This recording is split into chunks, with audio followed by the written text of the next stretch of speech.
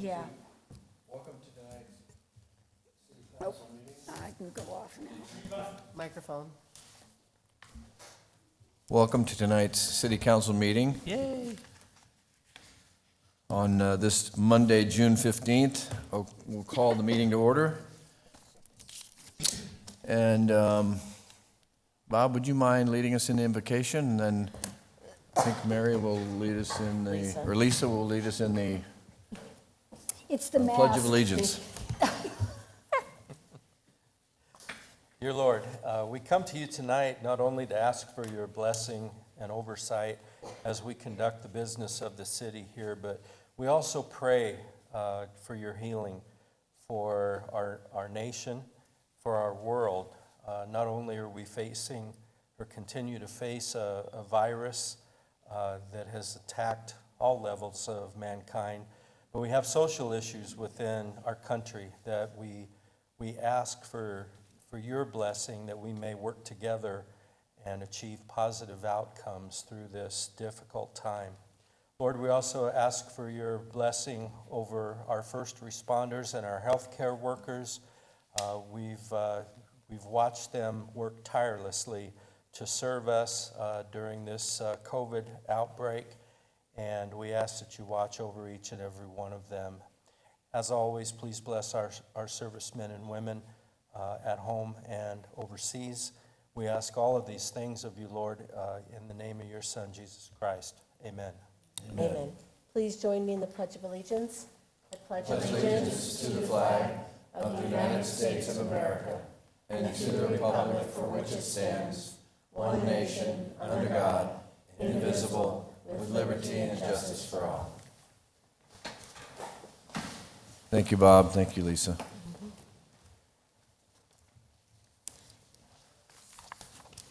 Let the roll call show that everyone is present. So noted.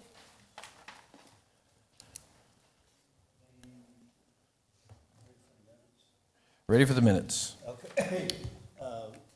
Mayor McFarland, I move approval of the city council regular. Can't hear me. Okay, I move approval of the city council regular meeting minutes from May 18th as presented, and we accept for the record the Healthcare Benefits Trust Board of Trustee minutes from January 17th as they're presented. Second. Okay, it's been moved and seconded. All those in favor signify by saying aye. Aye. Any opposed? Okay, minutes are approved. We'll move to item D, claims against the city. Mayor McFarland, I move approval of the claims dated May 13th through the 26th as presented. Second. All right, it's been moved and seconded to approve the claims of May 13th through May 26th. All those in favor signify by saying aye. Aye. Any opposed? All right, we have D2.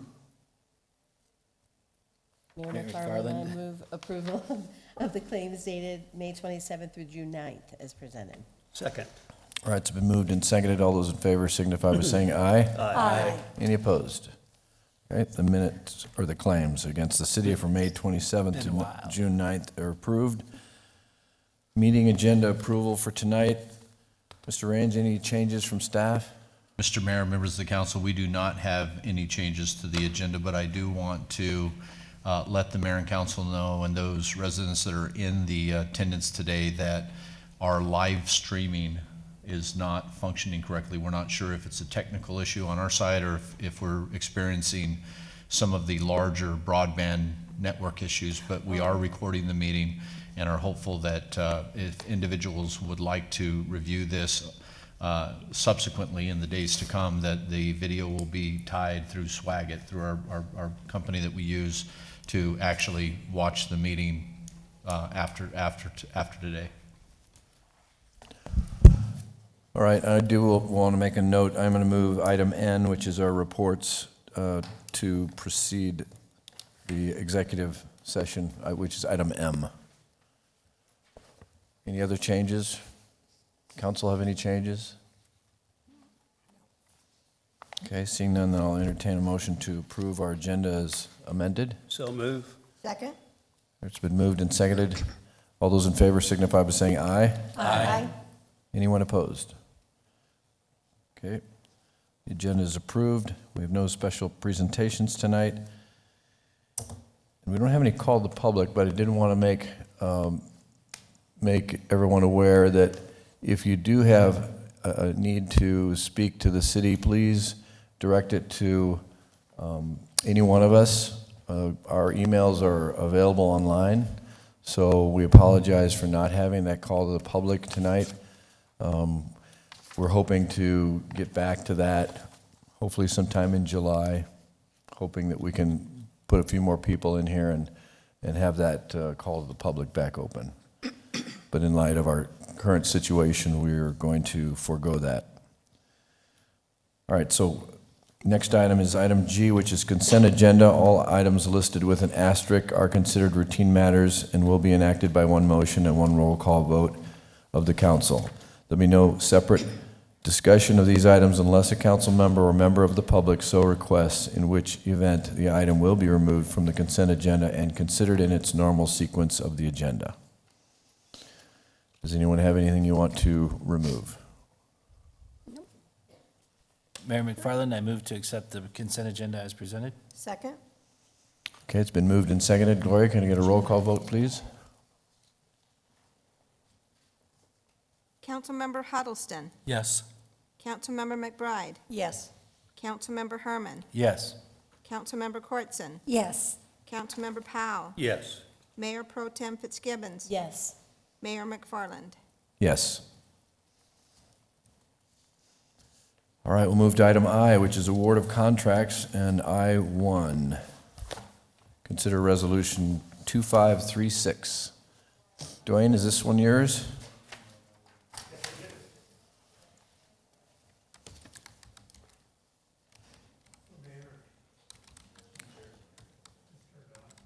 I don't know. Is that one turned on, Stephen?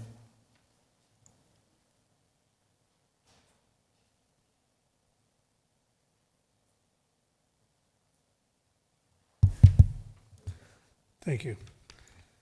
Mayor, council members, staff recommends the mayor and city council approve an agreement with the state of Arizona, acting through the Department of Transportation, to allow the state to acquire $31,136 in federal funds for the design and construction of solar-powered LED stop signs and LED advanced warning signs at the following two-way controlled intersections: Overfield and Cottonwood, Overfield and Kleck, Peart and Early.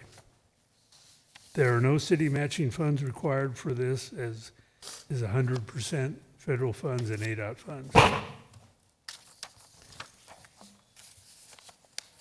There are some other projects in the area that are being considered.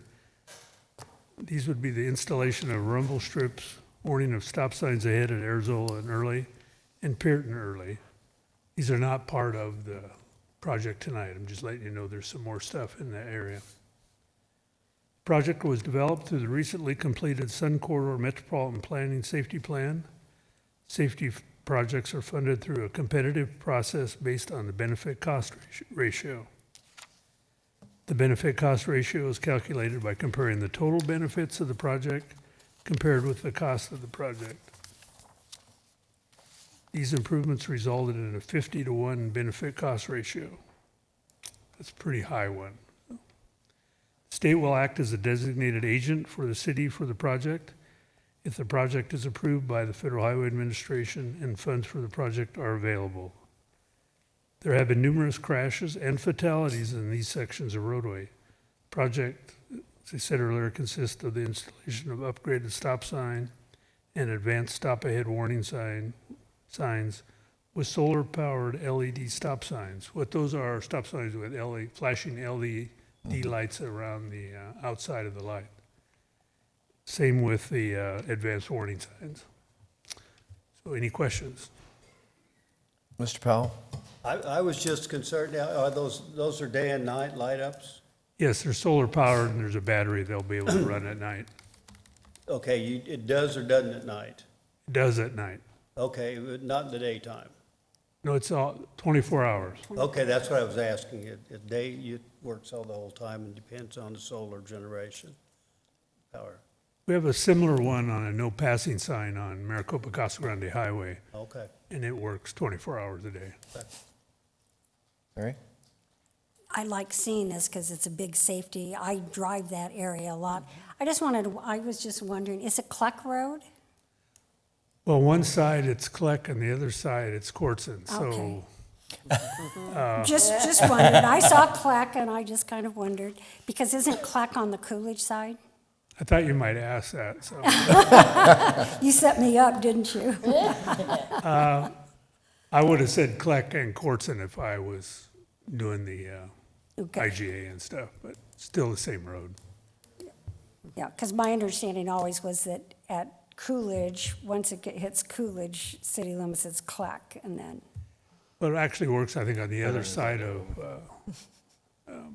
the road, it says Kleck, and on the west side, it says Cortson. okay. Matt? Thanks, Dwayne. Thank you, Mary. Shush. So are these just flashing all the time, or are they triggered by motion? Or They're, lit up all the they're time? flashing lights around the outside edge just to bring your attention to the sign. So they have nothing to do with whether a car's coming or not. They're Good. flashing, like I said, 24. Because I'm really, really glad to see, especially Right. at the pier and early intersection, because I get a lot of calls about that, so I appreciate that this is getting done. That's when we're putting the rumble strips in also. Yeah, that's what you said, and I was even more excited to hear that, so, thank you. Anyone else? Questions, comments? Thank you, Dwayne. Seeing no questions or comments, then we'll consider resolution number, please. Resolution number 5236, a resolution of the council of the city of Casa Grande, Arizona, authorizing the execution of an intergovernmental agreement between the state of Arizona by and through the Arizona Department of Transportation and the city of Casa Grande for the purpose of design and construction of solar-powered LED stop signs and LED advanced warning signs. Mayor McFarland, I move approval of resolution number 5236 as presented, and I'm excited about the fact it does cost us no money. Second? Makes it even better.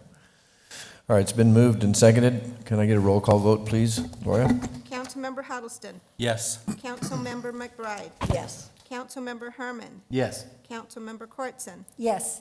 Councilmember Powell. Yes. Mayor Pro Tem Fitzgibbons. Yes. Mayor McFarland. Yes. All right, move to I-2. Consider resolution number 5237. Mayor McFarland, members of the council, we're asking you this evening for approval of a contract to conduct a comprehensive employee classification and compensation study to public sector personnel consultants. We visited with council in study session back in February to tell you what our plans were in relationship to this study, which had been budgeted in this current fiscal year. And we had some hopes of being able to get this thing launched. I arrived on the scene here mid-October, and other things took precedent. And so we were able just to work from that. It's been included in this year's budget, and the costs have been rebudgeted in next year as well. And as I've explained in the request for council action, the fundamental relationship that we establish with our employees speaks to the issue of the classification and linked compensation. And so there are two essential phases to this study. The first will be the classification, and we'll be soliciting from all of our employees their feedback about what they do, how they do it, the skills that they need and use. And that will be used by our consultant, having been reviewed, coming from the employees, reviewed by the supervisors, department directors, and then flowing to our consultant to develop new position descriptions associated with either new classifications or retitled classifications, or maybe we're not going to use all of them anymore. Specifically in relationship to the increase in minimum wage, which took place a couple of years back and has caused a great deal of compression in our system. And so our consultant understands that and is going to be looking at the possibility, what we can do about that in expanding class titles and making some changes as well. And then, so the classification work will ultimately result in position descriptions being drafted, new position descriptions, and then there's a process that's available to when the employees get them back to be able to question perhaps how things have gone. And so that's the class side. On the comp side, we visited with council on our comparators, those cities and towns that we'll be comparing ourselves with. And we checked that list and we made a couple of adjustments, as a matter of fact, back in February. So we'll be reaffirming that with our consultant. We'll also be affirming the benchmark classifications, those class titles that we'll be using as benchmarks to assess our position against our comparators, police officer, secretary, and what have you. And then the data collection phase will take place, where data will be collected from our comparators.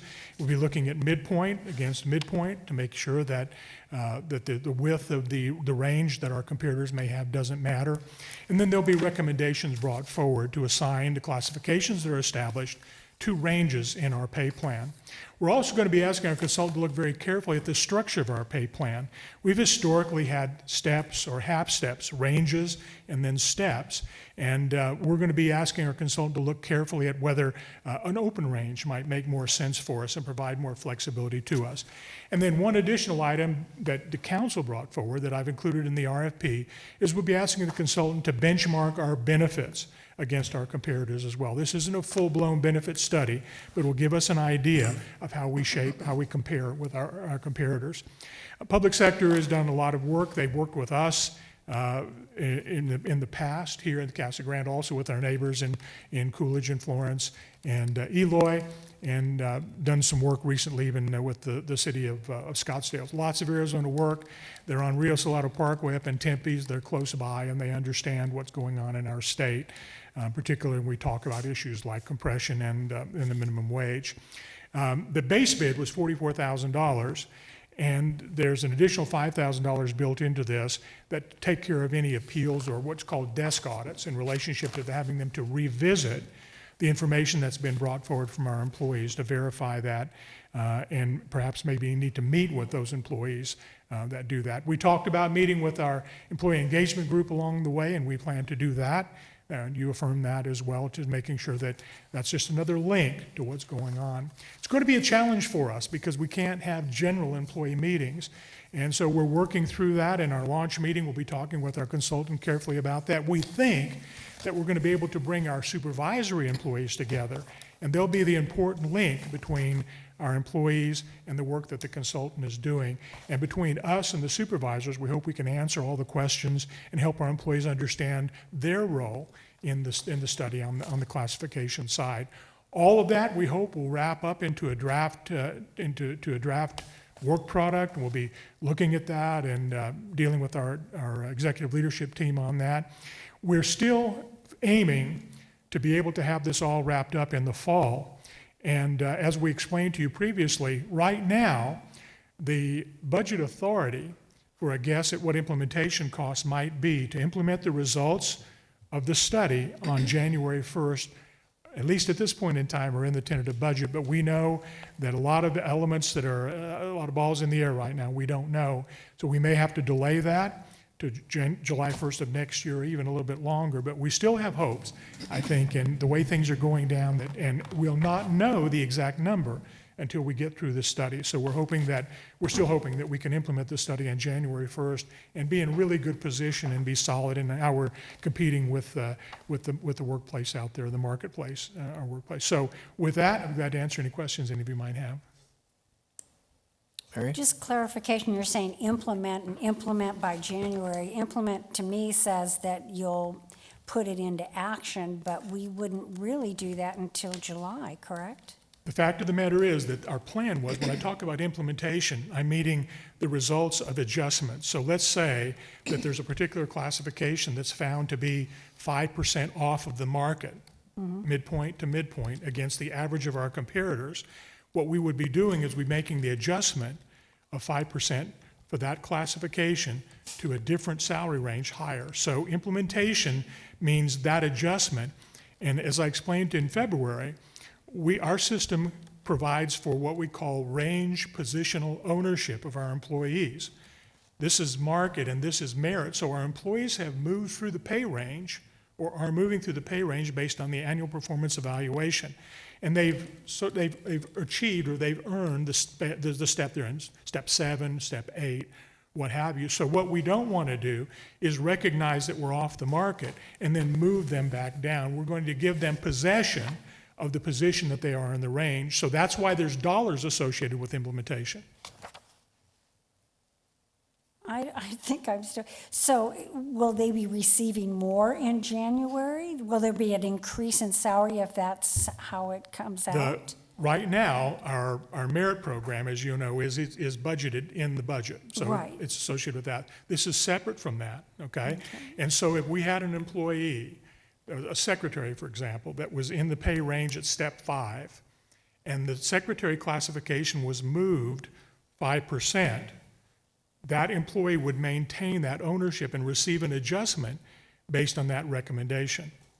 So yes, there's additional compensation adjustments that are possible in relationship to the results of the study. Okay. And it's not that I don't mind that, it's just how do we budget for that? We've budgeted a dollar amount based on a guess. I've taken an educated Okay. guess of what that might be. And so the budgetary authority is in the budget right now. Okay, and that was my concern, was how could you do that in January if we're not doing, okay, got it. And the agenda item you're going to be considering in a little bit about our Which is adopting our classification plan. Which is next. Then you would re-adopt a new classification plan that has those adjustments in it at that time. Lisa?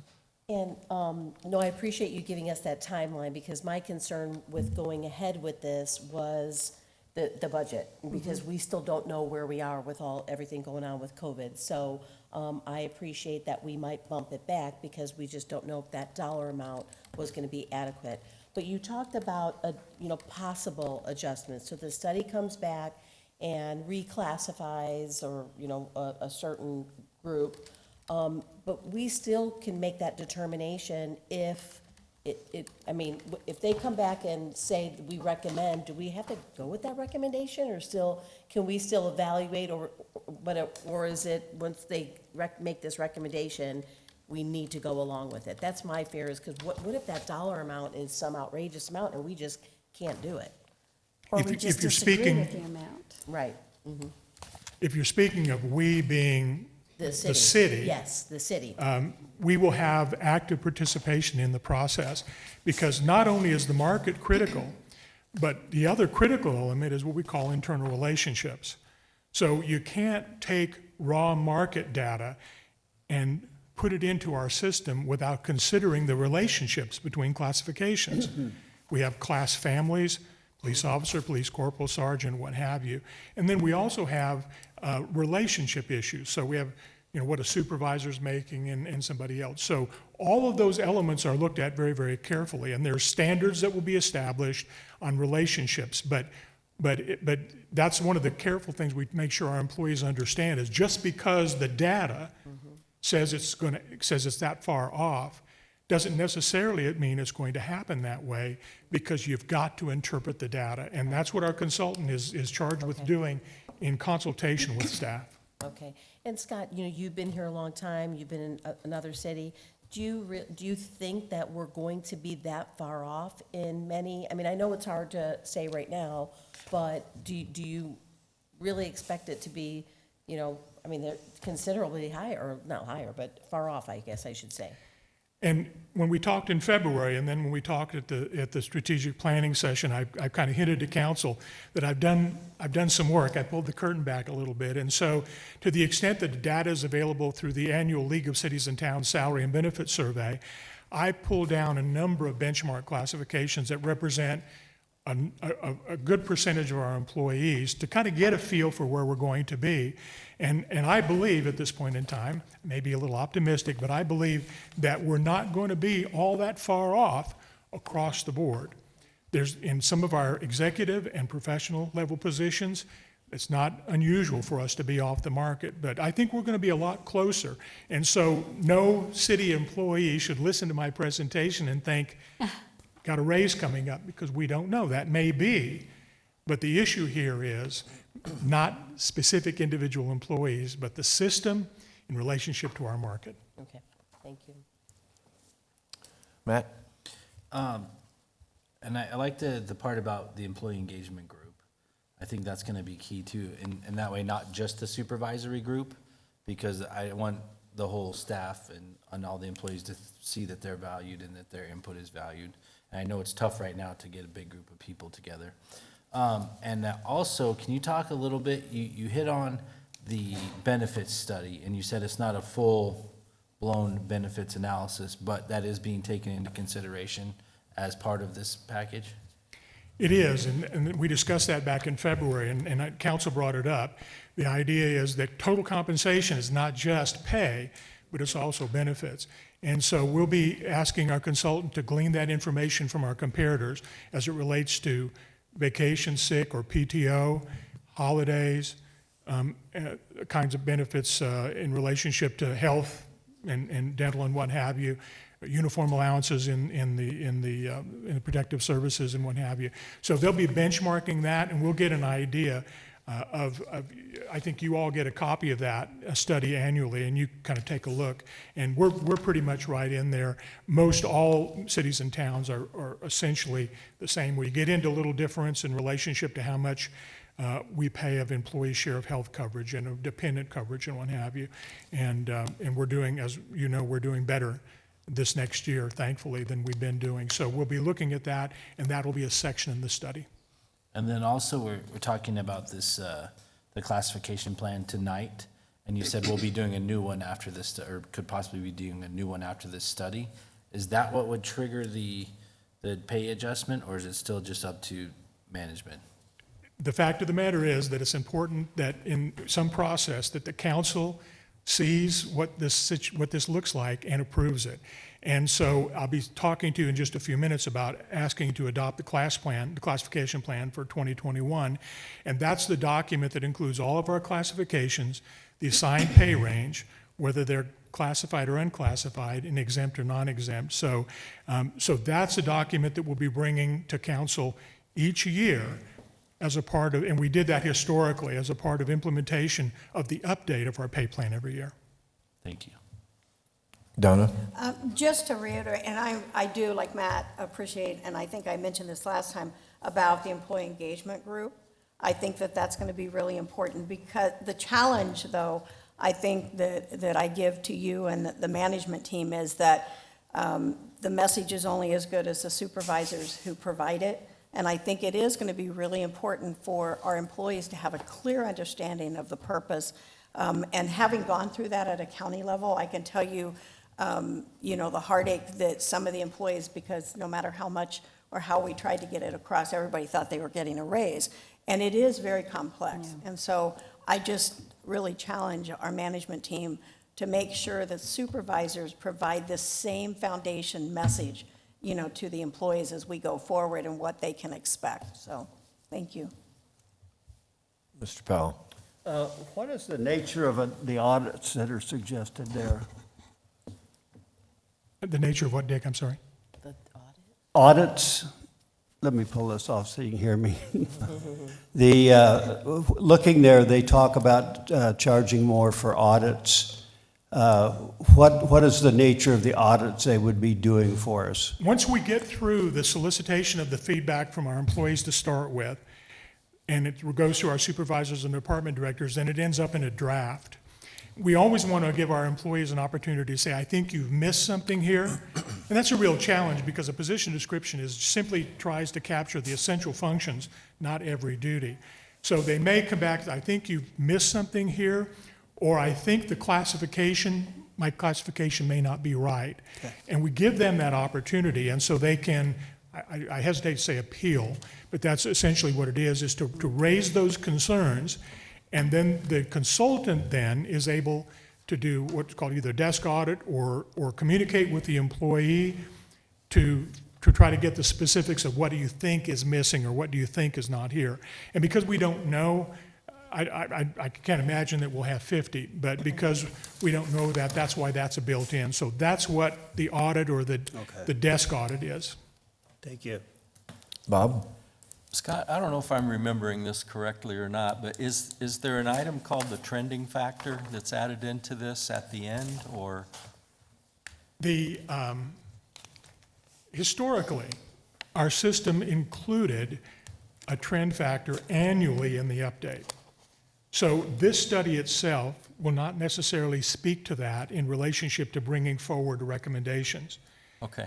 But one of the elements, when we went back in the 90s when we adopted this, one of the concerns was, okay, but how does general cost of living, we're not going to do COLAs, how does general cost of living find its way into our system? And the answer was in two ways. Our comparators make adjustments, and secondly is that we used a trend number that brought that into our system. And it was fairly aggressive. So before you take all of the averages from all, you take all the data from our comparators and you'd average it out, and then you trend that up. I mean, it's 2% or 3%, and that was the number that we compared to our midpoint. At this point in time, we've not gone that far, but we did have a trend factor in the annual update back in the day. Okay, so if and when we use that, it won't be on this one, but it could be the following year or years? It could be. Okay, thank you. And Scott, just a comment from me, and I don't know, maybe the city does this, but do they have a whole benefits compensation package that the employee gets, meaning valuing their insurance and valuing their PTO and put that into a number per se, that's like an annual compensation benefit number? Do we do that? We have in the past here at the city of Casa Grande and my previous employer developed an annual compensation and benefit statement for our employees that costed out in a very graphic way both the things that the employee pays and the things that we pay for the employee. Now, every paycheck, that information is shown on the employee's pay. So the city's contribution to retirement, the city's contribution to Social Security and Medicare, workers' compensation costs, all of those things are shown there. But we did an annual, and we hired a company that brought that information together. So we've done that in the past. We certainly can consider doing that. The issue there was to help our employees see the hidden benefits that's paid on their behalf. It's always, I mean, in my entire career, it's always been the difficult part, especially, for any job, is that you don't really see all the compensation that your company or the city is putting into your wages and your compensation. So I think it's a benefit that we should share with them, and Lisa mentioned it in terms of looking at the benefits. You mentioned it as well, that it's going to be included when we do this compensation evaluation. But I think it's important that be included, because some of that's hidden and it's not necessarily known to the employee, or they don't see it. You know what I mean? It just happens. It's on their paycheck, and they probably just look at the check. Well, that won't be specifically dealt with in this study, but we certainly can do that. And again, every paycheck, if you look at your paycheck, it has that information on there. Sure. But it's not brought forward in a graphic way that an annual statement does. Right. Well, that's my 2 cents anyway. So, anybody have any other questions for Scott? Thank you. Seeing no more comments or questions, then I'll call for a resolution number, please, Gloria. Resolution number 5237, a resolution of the mayor and city council of the city of Casa Grande, Arizona, accepting a proposal from public sector personnel consultants to provide an employee classification and compensation study, authorizing expenditure of public funds, authorizing the execution of a contract with or purchase order to public sector personnel consultants. Mayor McFarland, I move approval of resolution number 5237 as presented. Second. All right, it's been moved and seconded. Gloria, can I get a roll call vote, please? Councilmember Huddleston. Yes? Councilmember McBride. Yes. Councilmember Herman. Yes. Councilmember Cortzen. Yes. Councilmember Powell. Yes. Mayor Pro Tem Fitzgibbons. Yes. Mayor McFarland. Yes. All right. We'll move to item K. K1 is consider ordinance number 3202. I think there's 2 actions that need to be done here, correct? So we'll take the first one, or do you want to talk about both of them and then we can take separate action? Okay. As I mentioned a few moments ago, this is an adoption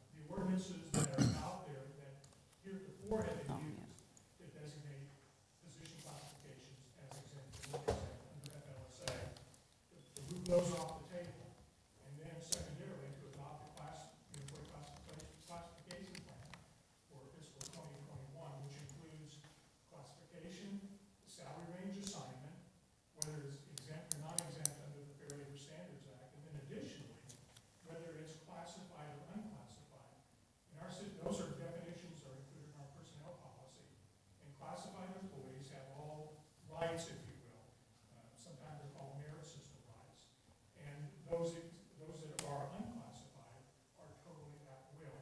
Arizona is a state where employees are all at will, except for the rights that you give them. And public employees are a bit of an exception to that. And so our policy basically says there's only a handful of exempt employees, a handful of unclassified employees, those that you appoint, attorneys appointed by the city attorney. And so it's just great to have all of that information in one document. So we're asking you to approve the employee classification plan for fiscal 2021 as a second one. So I'll answer your questions. Powell? I just was wondering on the city judges, there's nothing shown. Is that, is what they get not available to the public, or? For the city judge, when you're looking at the city of Casa Grande classification plan payout range, and it's, I think it's one of the only ones that doesn't have any information in there. It just says city judge NA. It's not subject to a pay range. Okay. Compensation is set by mayor and We council said it. Contract. when you appoint Every 2 them years. every 2 years, and you're not able to change that. So Okay. there's no pay range assigned. I'm sorry, Any other questions, Mr. Powell? No, that was answering my question. Bob? Thank you. So the list going into this next phase is essentially the same as it has been? And I guess I have to ask the general question, has there been any proposals or complaints about exempt switching to non-exempt or non-exempt switching to exempt? And the reason I ask that, you and I go way back, and there was always a rub about going from a non-exempt and receiving overtime and then going into an exempt position where the base salary was a little more, but in no way made up for the amount of overtime. And I didn't know if there was any current issues within any of the departments that we should take a hard look at this. I don't know. And I guess I have to recognize that comes back to you anyway, doesn't it, Larry? Mr. Mayor, Councilman Huddleston, it does. My belief is that we're essentially trying to establish where we're at today. But won't the study, Scott, evaluate some level of that as well? So Oh, it it's does? something that we Okay. likely will resolve as part of that process. Okay. But what we're doing is we've not brought this before council for a couple of years. And so it's in essence taking what we have today and asking council to in essence adopt that. Okay. Yes. Mary? Are there not some federal guidelines, though, basically that we have to accept as far as exempt, not exempt? Because that's always been, not always, but it's been very controversial. And I know when I worked for law firms with the paralegals and that there was a whole exempt, not exempt, and you always turn to that federal definition. So how much leeway do we have to determine exempt as opposed to non-exempt? There are tests that are established by federal law. By federal law? They come into play in relationship to determining whether a position can be exempt or should be subject to overtime regulations. And one of the ones that really been in the news over the last several years has been the minimum pay threshold. And during the last presidential administration, there was a move to raise that substantially. And a lot of us went ahead and responded to that even before it was made official, and did reviews and responded to that by changes in classification from exempt to non-exempt or what have you. Those ranks never did go into effect, and the Department of Labor came with much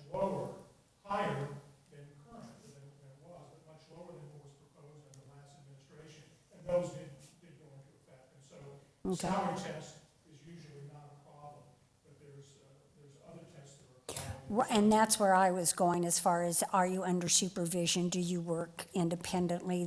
So we're still utilizing those tests also? Absolutely. Okay. And I can tell you, that because most of cities and towns in our state use the same classifications, it's pretty well established what is acceptable or not acceptable. Okay. Or exempt, not exempt, but certainly they're complying with the law. Okay. Thank you. Anyone else? I would like to ask that the mayor's position be a non-exempt. So he'd be eligible for overtime?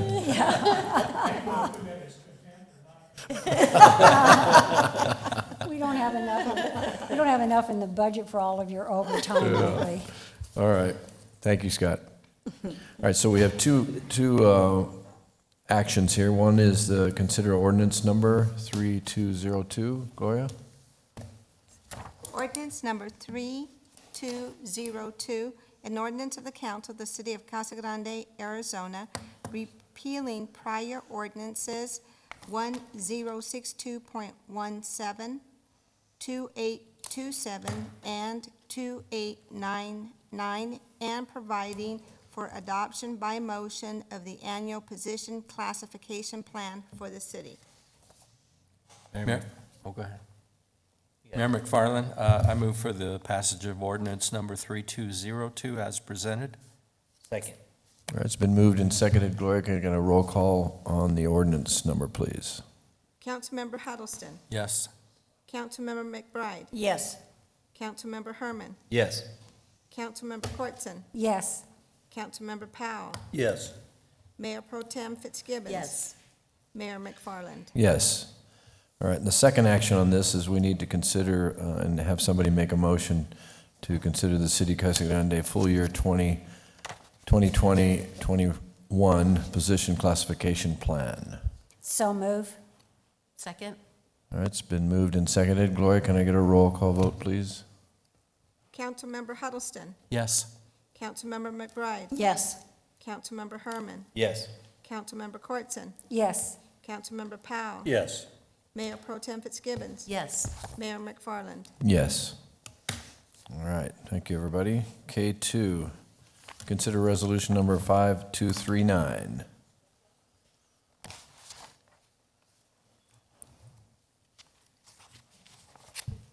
evening, Mayor and Council. I'm sitting here in my last official act as to present to you today's budget. Bob, is that mic on? I think they're working on it upstairs. Check, check. Check, check. No. Technical difficulties with new equipment. Because I can hear everybody else, Larry, I can hear everybody else through the mics that are on the dais, but I can't hear the platform, the speakers.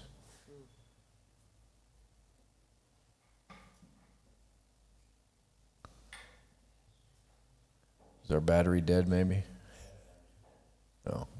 We know Larry's is working.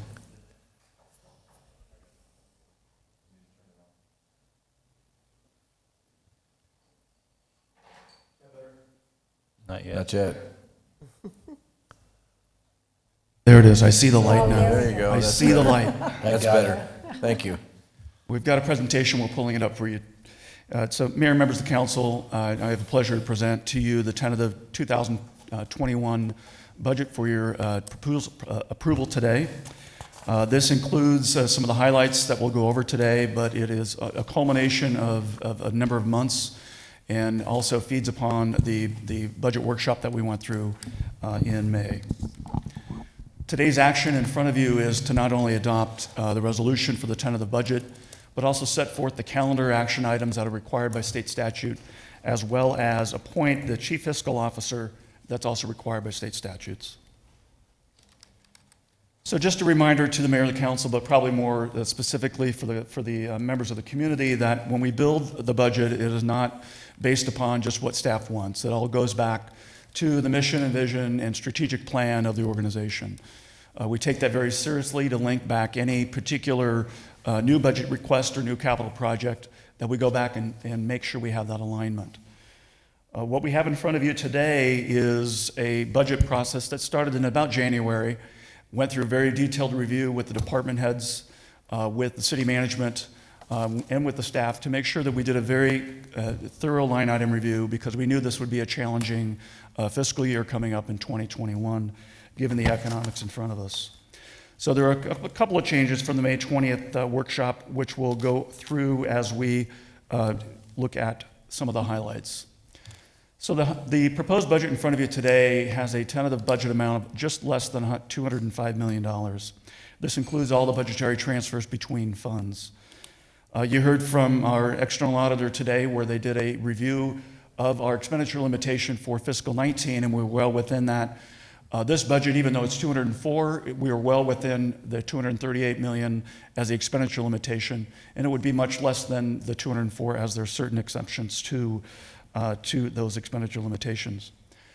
I believe Larry has, the city manager Raines has indicated to you all that we're looking to maintain current service levels in kind of a phased approach to the fiscal 21 budget. So what's being proposed in front of you today maintains those current service levels, but there are some phase gates that we can go through as the fiscal year progresses to determine whether we continue down that path or whether we make some quick changes. One of those main issues that you see here is no increases in taxes. I believe last year there was a... Yes, I'm sorry? Can you say that one more time? Let me say that again. That's why I highlighted it here, made it bolded, so that way we'd show no increases in taxes. Thank you. Last year, this council looked at raising the primary property taxes specifically to help with some of our pension liability, unfunded liability. This year, we are having that primary levy equal to the maximum amount, which does not trigger a truth in taxation hearing. So that amount is 4.7, just under 4.3 million. We are continuing, at least budgetarily, the amount that we would look at paying down for our pension liability. We'll talk a little bit more about what our current funding balance is. Our personnel assumptions are just that. We're not adding any staffing other than what is already existing based on grant assignments from the Fire Safer grants. We are looking at 7 positions, and I think that was in your packet when we did our budget workshop. 7 positions are unfunded. However, they are still as part of our authorized positions. That allows this council some opportunities to shift if you wanted to make some movements in fiscal 21 if revenues are there, and we would use contingency funds to fund those. To be clear on those vacant positions, they are all non-sworn. We also have a capital improvement program just a little bit more than $70 million. We'll talk about some of those highlights. And this entire budget assumes a downward pressure due to the economic impacts of COVID-19.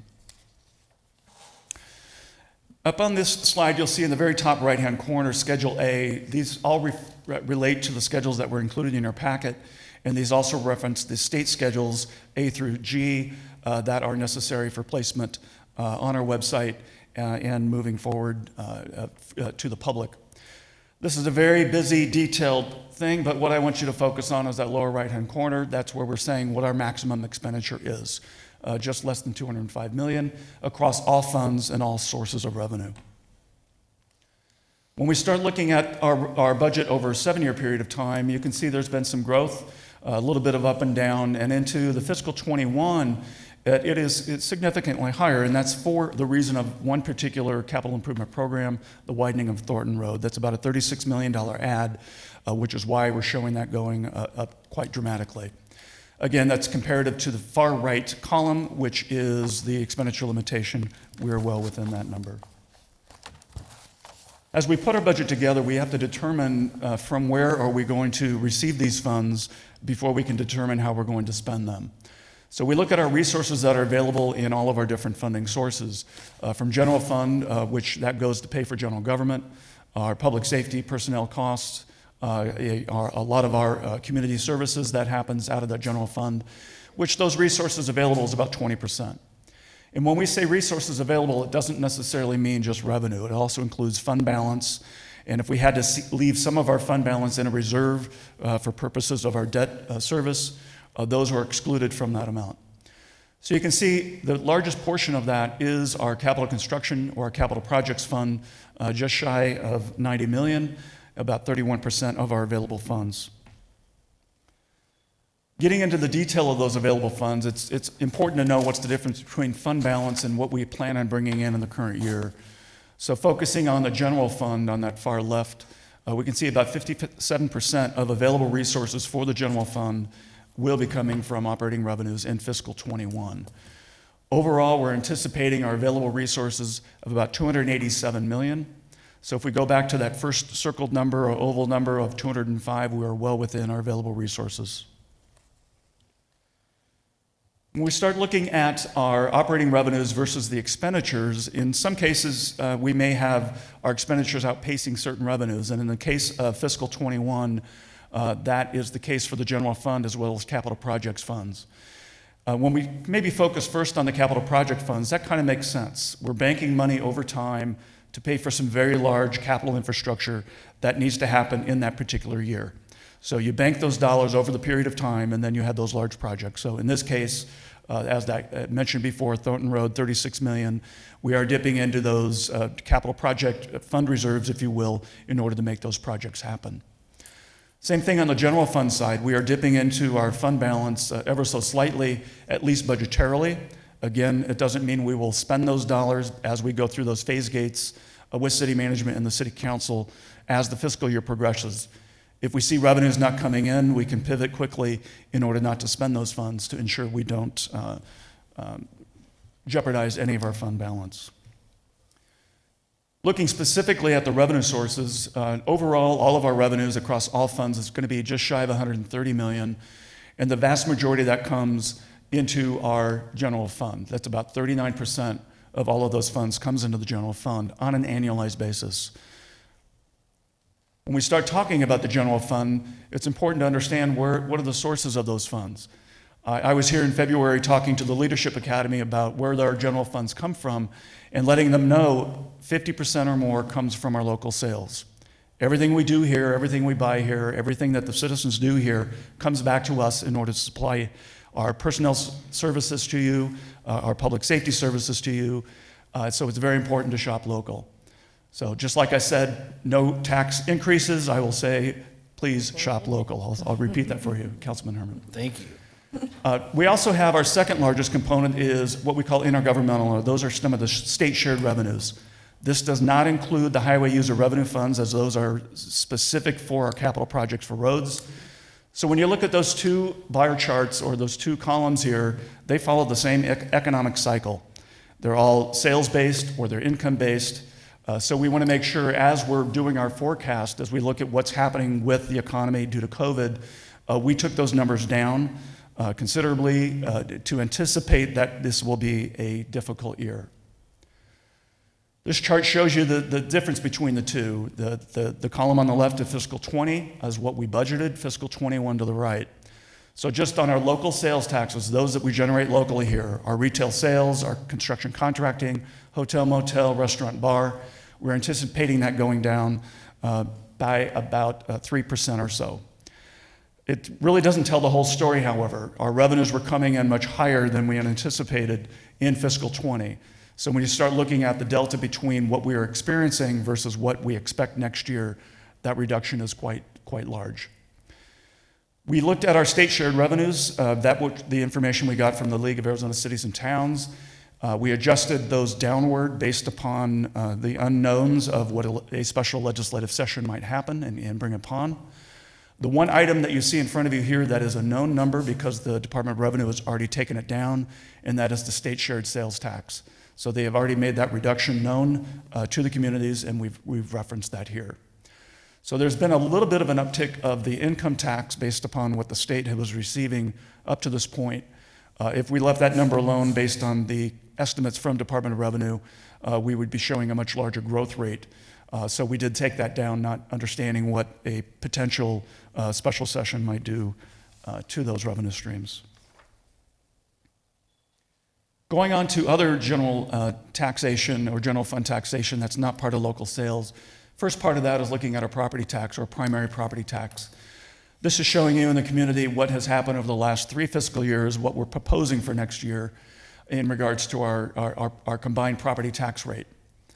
As I mentioned before, we are looking to maximize the primary levy without triggering any truth in taxation hearing. And then that sets that primary property tax rate lower than what it was in the prior year. So if you look at that on an average home right there in the middle of your chart, an average home of $100,000, overall the taxes will go down by about 8 cents for that piece of property. That doesn't mean, however, that we're bringing in less revenue because of growth that's occurred in the community. We are seeing that you can see it on that third from the bottom line, our primary property tax is going up from 4.1 million in fiscal 20 to about 4.3 into fiscal 21. We're holding our secondary levy flat in order to pay our debt, in order to make sure that we can pay that down and service that moving forward. But it's not just our local sales, our local property taxes. We like to give the comparative for the council and the community so they can see where the city aligns with other taxing agencies for their property tax bill. The city, as of the June of 2020, when we looked at all rates of the average Pinal County payer, the city is about 9% of that $100 bill if, in fact, somebody's property taxes were $100. I think everyone knows that school districts are the largest. That is a good source of their income, and then the county elements are second to that. So just as a comparative for the community. So that's looking at our revenues, where all of our revenues are coming from both our local taxes, state shared taxes, especially on the general fund side. It's now the time to talk about where are we going to spend those or where we anticipate spending those. And the biggest chunk of the pie here is that capital projects funds. This is for paying down those projects where we see that we have some needs to meet the community. And I'll talk about a couple of them in a little bit. We have just about 27% of all funds will be spent in the general fund. That's what we'll be spending those for, those services directly to the community. When we go through looking at our general fund, as I indicated earlier, we go through a very detailed line item review. We look at year-over-year history. We look at 3-year trending capabilities. We look at some of the market forces that might be upon some of those line items. And we take some of those reductions, knowing that there may be some pressure upward in other areas. So we did have some reductions going from 20 to 21 in the following areas. In the minor equipment and computers, because we did some fairly extensive uplifts over the years, so next year we could take that down. We heard from Mr. Barber just recently on some of our consulting, but we had some lower costs come in based on what we had budgeted, so we were able to take those elements down as well. Mr. Raines also identified, I think, during our budget workshop that we looked at some other discretionary funds that we knew we could pause perhaps for a year or maybe a little bit longer, and that's the conferences, travel, and business meetings, and so on. The fact of the matter is many of those are probably not going to happen in the near term, that they're going to be pushed out. So about maybe only a portion of those would be actually being held in the coming year. Through some work working with the city judge and the police chief, looking at lowering our jail costs to help release the pressure on our general fund by sending folks to the jail. If they get booked in jail at 11:59 p.m., we pay 1 day of fees. So we're looking at ways to be much more effective and efficient with those. And again, here you see the 5% savings just based upon those 7 non-sworn vacancies. But as with anything of what goes down, some things have to go up, and some things we anticipated going up, and we're seeking your budgetary authority to make sure that we have those dollars available to us. So the acronym that everyone now sees, a PPE or personal protective equipment, we're anticipating that going up, not only to backfill some of the stockpiles that we have gone through, but also to make sure that we are protecting our staff moving forward into fiscal 21. We would expect those to be subject to a reimbursement through our emergency management process, but we need the budget authority in which to spend those. Just as though we saw consulting go down, we also see consulting going up, but for good reason, and many of these are one-time expenses, as you can see there for the general plan, some third-party plans review process for planning and development, as we got some fairly significant construction actions happening, and we're looking at bringing in the external third-party expertise to handle that. And then the once every other year expense for the election. We also had a one-time expense to deal with some cancer mitigation and buying an additional set of turnouts for our fire personnel. And as well as items that came off of our capital projects last year, we now have a full years of O&M, or operations and maintenance expense, as they transition from the capital program. And much as that is in the tune of computer licensing costs. As always, pension is going to be on there in some regard, as you can see there. And then we have now a full year's cost of our safer positions into the general fund, which in the prior year they were not specifically budgeted. It took a council action to move those to the budget. So here, when you look fiscal year over year, there was a bit of an increase for those positions. But overall, we're looking at about a $5.6 million increase in the general fund, and a good majority of that is dealing with a very specific contingency allocation for council's consideration moving forward, should you seek to spend those. So it's important to know what we're going to spend it on, but it's also important to tell the story on for what are we going to spend it. And it should be no surprise to anybody in the community that the vast majority goes to public safety. That's one of the paramounts of being in local government. So we're seeing the vast majority going towards public safety.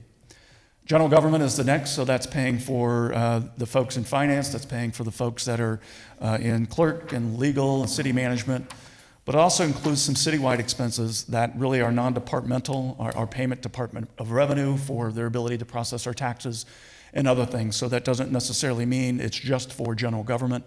And it also includes the technical support for all elements of service delivery across the city.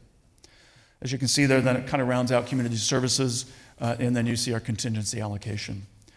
Public Works is far to the right. We don't spend much on Public Works for the general fund. However, the page gets flipped when we start looking at all expenditures by all funds, because Public Works gets involved in quite a bit in the service to the citizens at the enterprise level, both for sewer and trash, landfill. It's building all the roads, maintaining all the roads. So they consume quite a few of the funds across all funding sources. So that $91 million that's here for Public Works, a good portion of that is capital construction, as well as highway user revenue funds, as well as the enterprise funds to just maintain operations. One of the items you see here of contingency, just about $45 million, that is very specific. I wanted to call out for the council. That includes the $3.5 million for the general fund, but it also includes approximately $13 million in what we call special revenue funds, or those would be grant funded. So we anticipate seeing some fairly extensive granting coming our way through the COVID-19 process, as well as other granting opportunities that are in front of us. So as this council contemplates those moving forward, we would then take that whatever council actions at that time, move it from contingency into the appropriate fund source. It also includes fairly extensive contingency for capital construction funding as well. So moving on to the capital construction projects for capital improvements, maybe first focus on the bar chart to the right. And this really shows where are we spending our money. It's on infrastructure. That is the vast majority. And much of this is being spent on something that is not requiring a very extensive ongoing operations and maintenance expense. It's building either one-time or replacing one-time things that would otherwise not put pressure on to the general fund or other funding sources. So I mentioned already the large project, the Thornton Road, about $36 million that's being added. We have also budgeted anticipating about a $12 million share from PINAL County for that project. There are multiple other roadway projects. They're all very well detailed, which we'll have for the community as this comes forward for final adoption. But this is mimicking what we had reviewed in particular in very well detailed conversations during our budget workshop. Maybe a couple of other projects just to focus on there, on looking at some of the vehicles, about $3.5 million to replace vehicles. Again, that's not adding net new, that is replacing, so we're not adding any pressure to our operations and maintenance cost. There's other equipment at the landfill that needs to be replaced, and a carryover of our financial and HR system replacement into next year. So really showing to the community that where they will see the biggest impact in the upcoming fiscal year and fiscal 21 will be in infrastructure, not only in roadways, but also facilities and the like.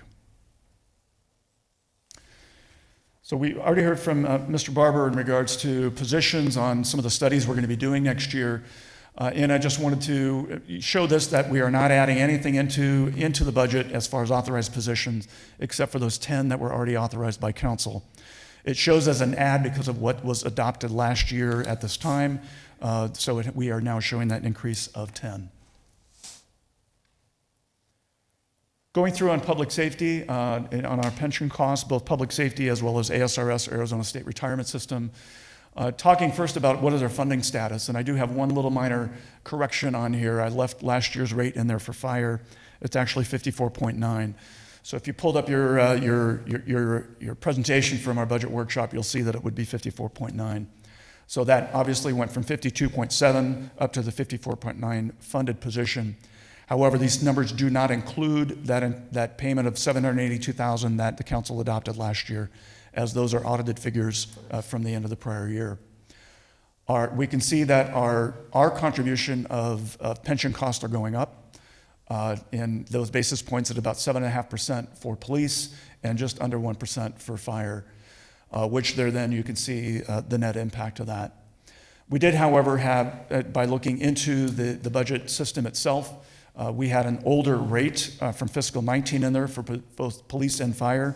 So when we compare fiscal 20 to fiscal 21, it's actually comparing 19 to 21. So we had an additional $645,000 impact on top of what was there. The good news is that mistake was not in our payroll system. What we were paying into PSPRS and ASRS was accurate. It was just budgetarily we did not have the right factor in there when it was adopted last year. There's very minimal increase to Arizona State Retirement System, which you can see there just under $34,000 of an impact across all funds.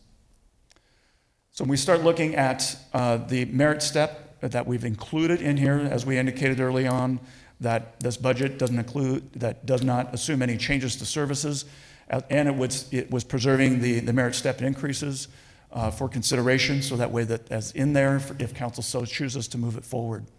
So across all funds, that merit increase is about $825,000 in total, where you can see the split between wages, pension, and other statutory payments. So when we start looking at our personnel expenses, we also want to show that the vast majority of those, or 83%, come out of the general fund, and that should be known. We are a service organization, and much of what comes out of the general fund is a service. And you can see the other funding sources there. So we're anticipating all personnel costs just under $43 million. To some of the council's questions early on today during Mr. Barber's second presentation, good to know, where are we spending those dollars, or do the employees understand where those dollars go?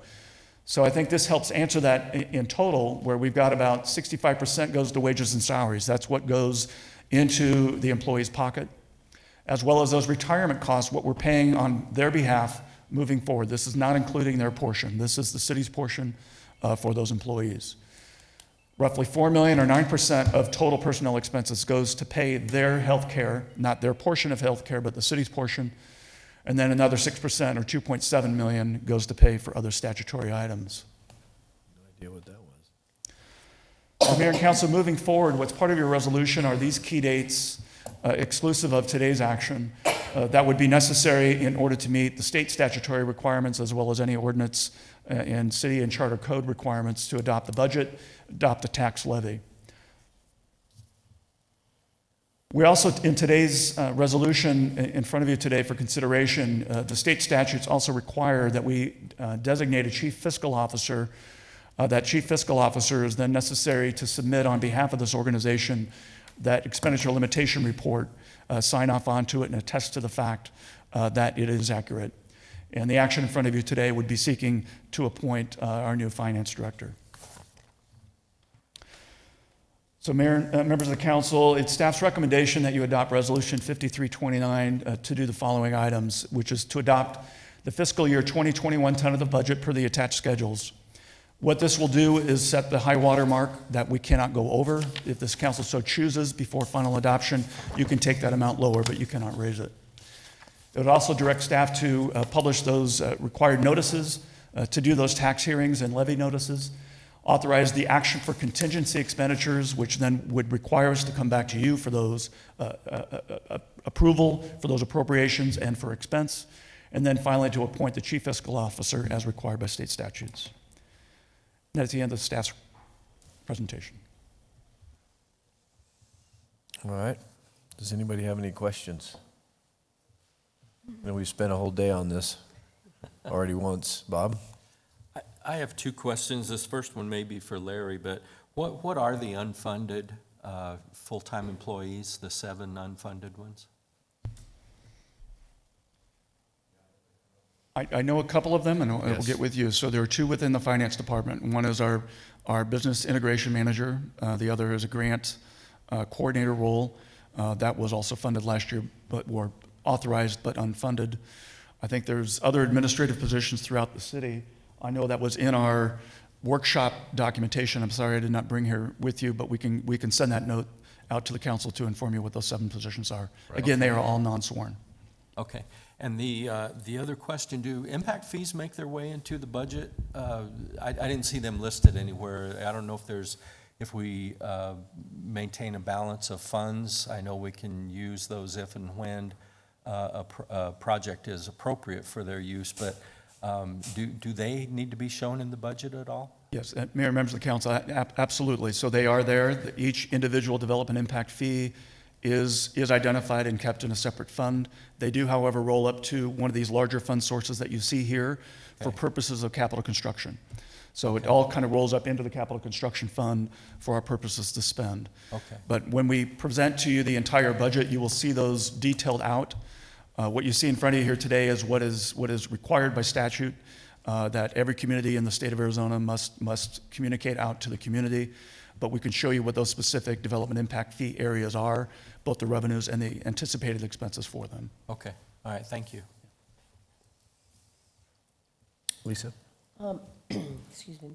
I know in the budget meeting, and this is probably more towards Larry, but there was a lot of discussion on the merit increases. And the concern that I had was just the timing, because we don't know, there's so much uncertainty of where we're going to be in the next few months. I was a little concerned about the merit increase, and so of $850,000. So I know Larry and I have had this discussion. I see it's in the budget, but I just want to make sure that we're comfortable, with $850,000 when, with these uncertainties. And if you can explain, Larry, is it because, we've got some of the CARES Act funding that might be able to help with offset some of the other expenses we may have if we don't meet certain benchmarks or whatever? No, absolutely. And Mr. Mayor, Councilwoman Fitzgibbons, just a couple of components that I think are important for the mayor and council and our community. First and foremost, just from a systems perspective with the merit increases, these are actual increases as employees are advancing through our steps. And it's tied to your annual evaluation. And so I will just say that in those years that we have turned off that merit increase and then attempted to turn it on, it creates some internal equity issues that we're dealing with, primarily depending on when somebody's hired and when they might be getting some type of a merit increase. And so the concern that I had, and one of the reasons that we added it to the budget, and I certainly understand the apprehension, is the fact that when we turn it on and off, it just creates more issues for us within our ranks of employees. The second thing is, and I had made this promise to the mayor and council during the budget retreat, is that we've gone out and done a preliminary evaluation of the municipalities to determine whether or not they were planning on doing some type of COLA, general adjustment, and/or merit increase for the year. And what we're finding is that the majority of the cities are, in fact, giving some type of an increase to their employees this year. Many of them are, in fact, higher than what we're even proposing with the 3.25 in this particular budget proposal. Specifically to the budget itself and the actual dollars, as the mayor and council knows, staff recommended a multi-phased approach to this budget. Mr. Sweeney outlined that just very briefly. That ultimately allows us the opportunity to evaluate the revenue that's going to be earned in the next couple of months because of the lag from the time that it's collected within the community and paid to the city. And the approach actually allows us to take actual data and evaluate the economic impact of this COVID-19 to us. And so, again, just anticipating that and knowing that everyone around us, or several of the entities around us, and the expectation of our employees of receiving these merits, we elected to budget authority and elected to certainly evaluate that when we come up into the second phase. And if we find ourselves from a budgetary perspective, having difficulties or ultimately seeing that we're seeing significant reductions. It may be something that's back on the table in October timeline for a January start. Specifically regarding the CARES Act funding, and I know the mayor and council will be hearing more information about this in the meetings to come. The approach that has been utilized by the governor in the distribution of those funds essentially is allowing municipalities to take the personnel costs of their public safety personnel, police, fire, in our case 911 dispatch, and ultimately making their request for our $6.7 million, and then essentially creating a variety of potential projects and or use within the organization's budget.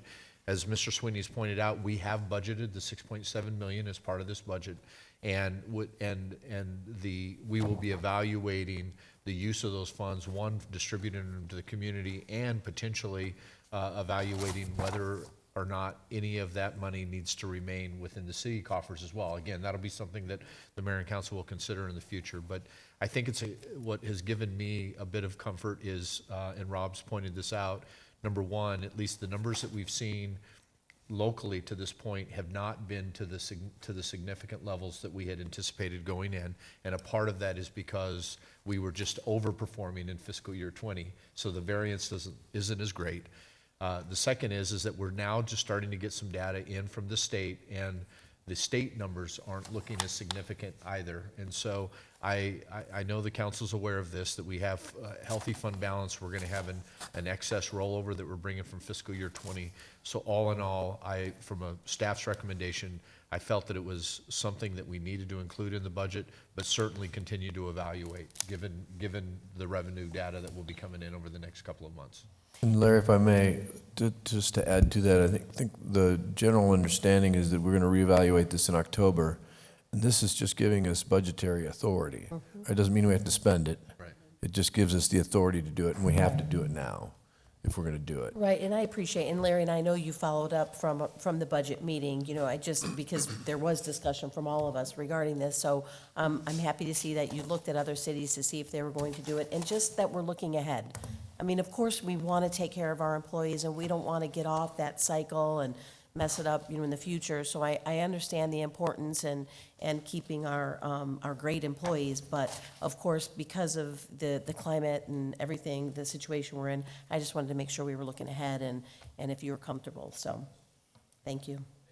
Anyone else have any questions? Thank you.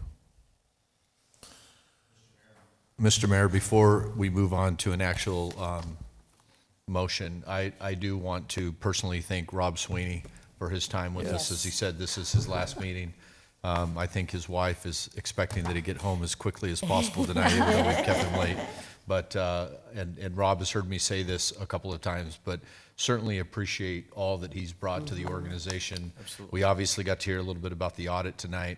And he has navigated us to be able to get to the point of completion with that. He's taken the lead on this budget process. He's ready to hand the baton to Angele, who I know that everybody knows, but we welcome her to the organization as well. And again, Rob, just want to thank you for your dedication to the city of Casa Grande. Yes, Thank Rob. you, Rob. Thank you. Thank you,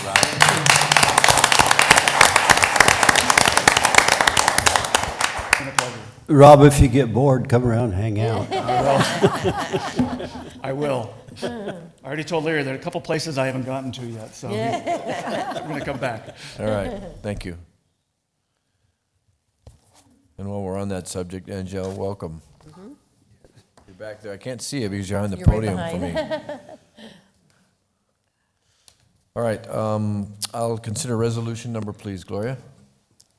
Resolution number 5239, a resolution of the council of the city of Casa Grande, Arizona, adopting the tentative estimates of the amounts required for the public expense for the city of Casa Grande for fiscal year 2021, adopting a tentative budget setting forth the receipts and expenditures, the amount actually levied, the amounts estimated as collectible for the previous fiscal year, and the amounts proposed to be raised by direct property taxation for the various purposes, given notice of the time for hearing taxpayers for adopting of budget and for fixing the tax levies, and appointing a chief fiscal officer to file the expenditure limitation report.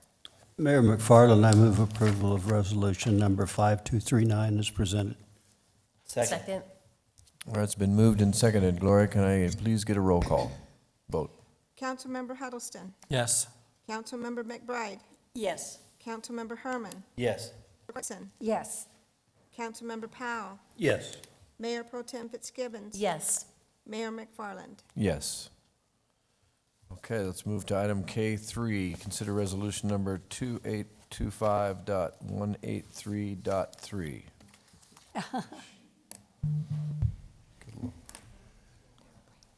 Paul? Thank you, Mr. Mayor. This is a fairly simple item. It's a replat of two existing subdivision lots to just sort of move the lot boundary to make one of the lots larger. The lot that's being modified, the lots, plural, are lots 19 and 20 in the Central Arizona Commerce Industrial Park. The change is to enlarge lot 19 and make lot 20 a little smaller. The reason for the replat is that the owner of the lots has a user, a potential user for lot 19, and they just need a little bit larger site for their industrial use. And so that's for the reason for the change. The new lots meet all of our subdivision codes and zoning codes. There are no issues. Because this is a simple moving of lot lines, no preliminary plat was required, so, excuse me, this did not go to the Planning Commission. It went directly to City Council after staff review. Be happy to answer any questions. Any questions? Bob? Out of curiosity, is there a reason for the arced property line or lot line? You mean, is there a reason for? That it's arced like Arced. that? Oh, I believe it was a rail spur that caused that to be arced. Oh, okay.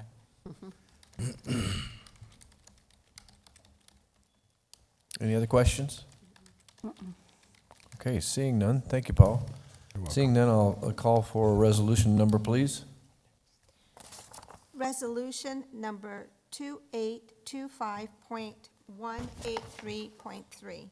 A resolution of the council of the city of Casa Grande, Arizona, approving a re-subdivision of Lot 19 and Lot 20 of Central Arizona Commerce Park, located generally at the northeast corners of Peters Road and Burris Road, through an amendment to the final plat. Mayor McFarland, I move for the adoption of resolution number 2825.183.3 is presented. Second. Okay, it's been moved and seconded. Gloria, can I get a roll call vote, please? Councilmember Huddleston. Yes. Councilmember McBride. Yes. Councilmember Herman. Yes. Whitson. Yes. Councilmember Powell. Yes. Mayor Pro Tem Fitzgibbons. Yes. Mayor McFarland. Yes. All right, next are public hearings. This is a L1, consider public hearing, consider ordinance number 1397.17.37.1. Thank you, Mr. Mayor. As noted, this is a change to our zoning code pertaining to revising the days and hours of operation for medical marijuana dispensary.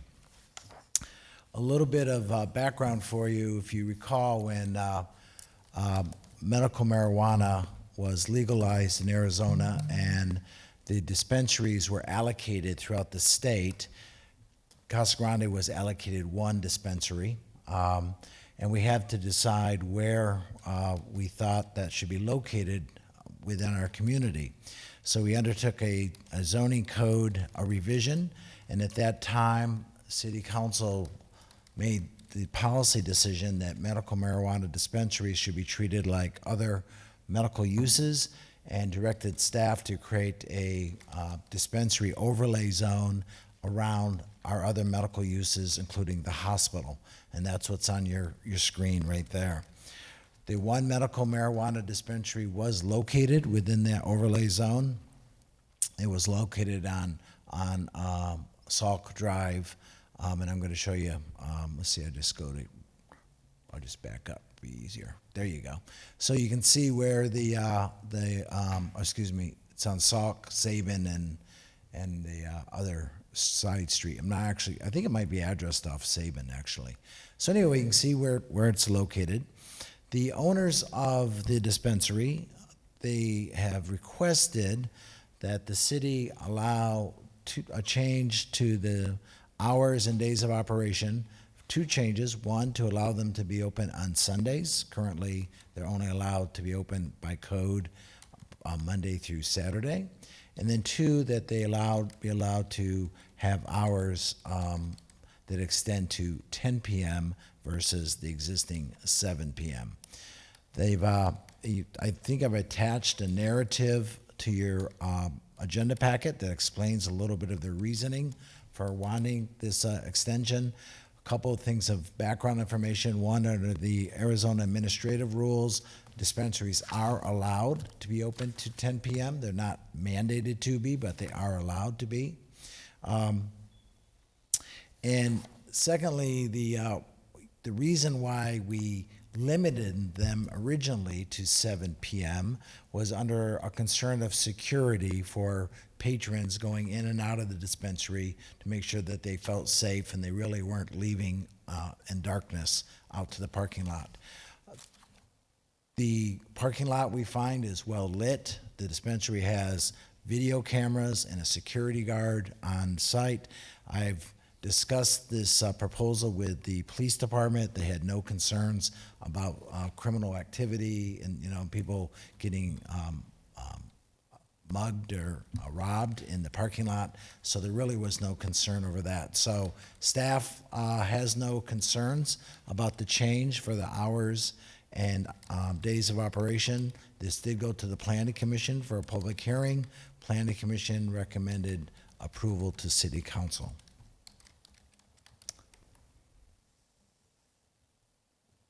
And this is a public hearing, and the applicant may be with us. Yep, the applicant is here in the audience if you would like to hear from the applicant as well. Okay.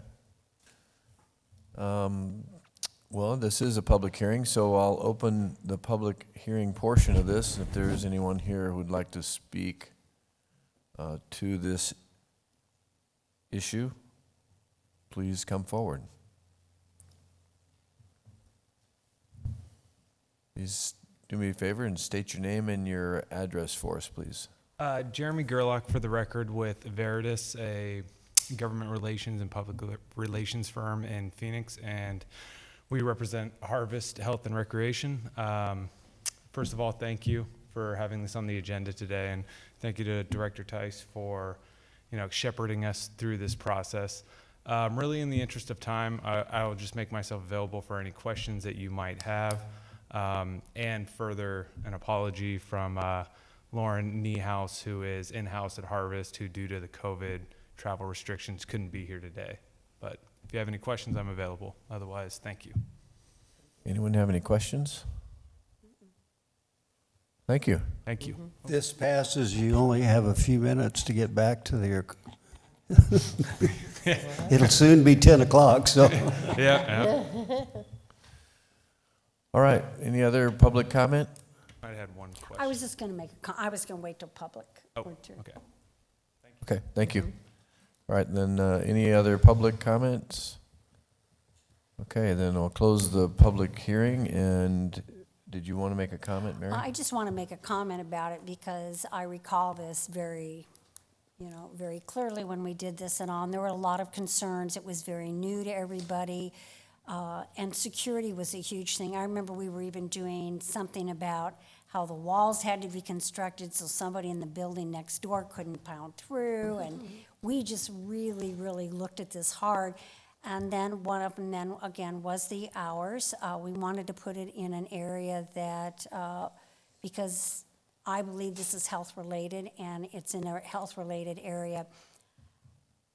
As far as I know, there's been no incidents. There hasn't been an issue, a problem legally with this and I just can only see that we have drugstores that operate until 10 o'clock, and they operate on Sundays, and I just don't see why this shouldn't be treated the same way.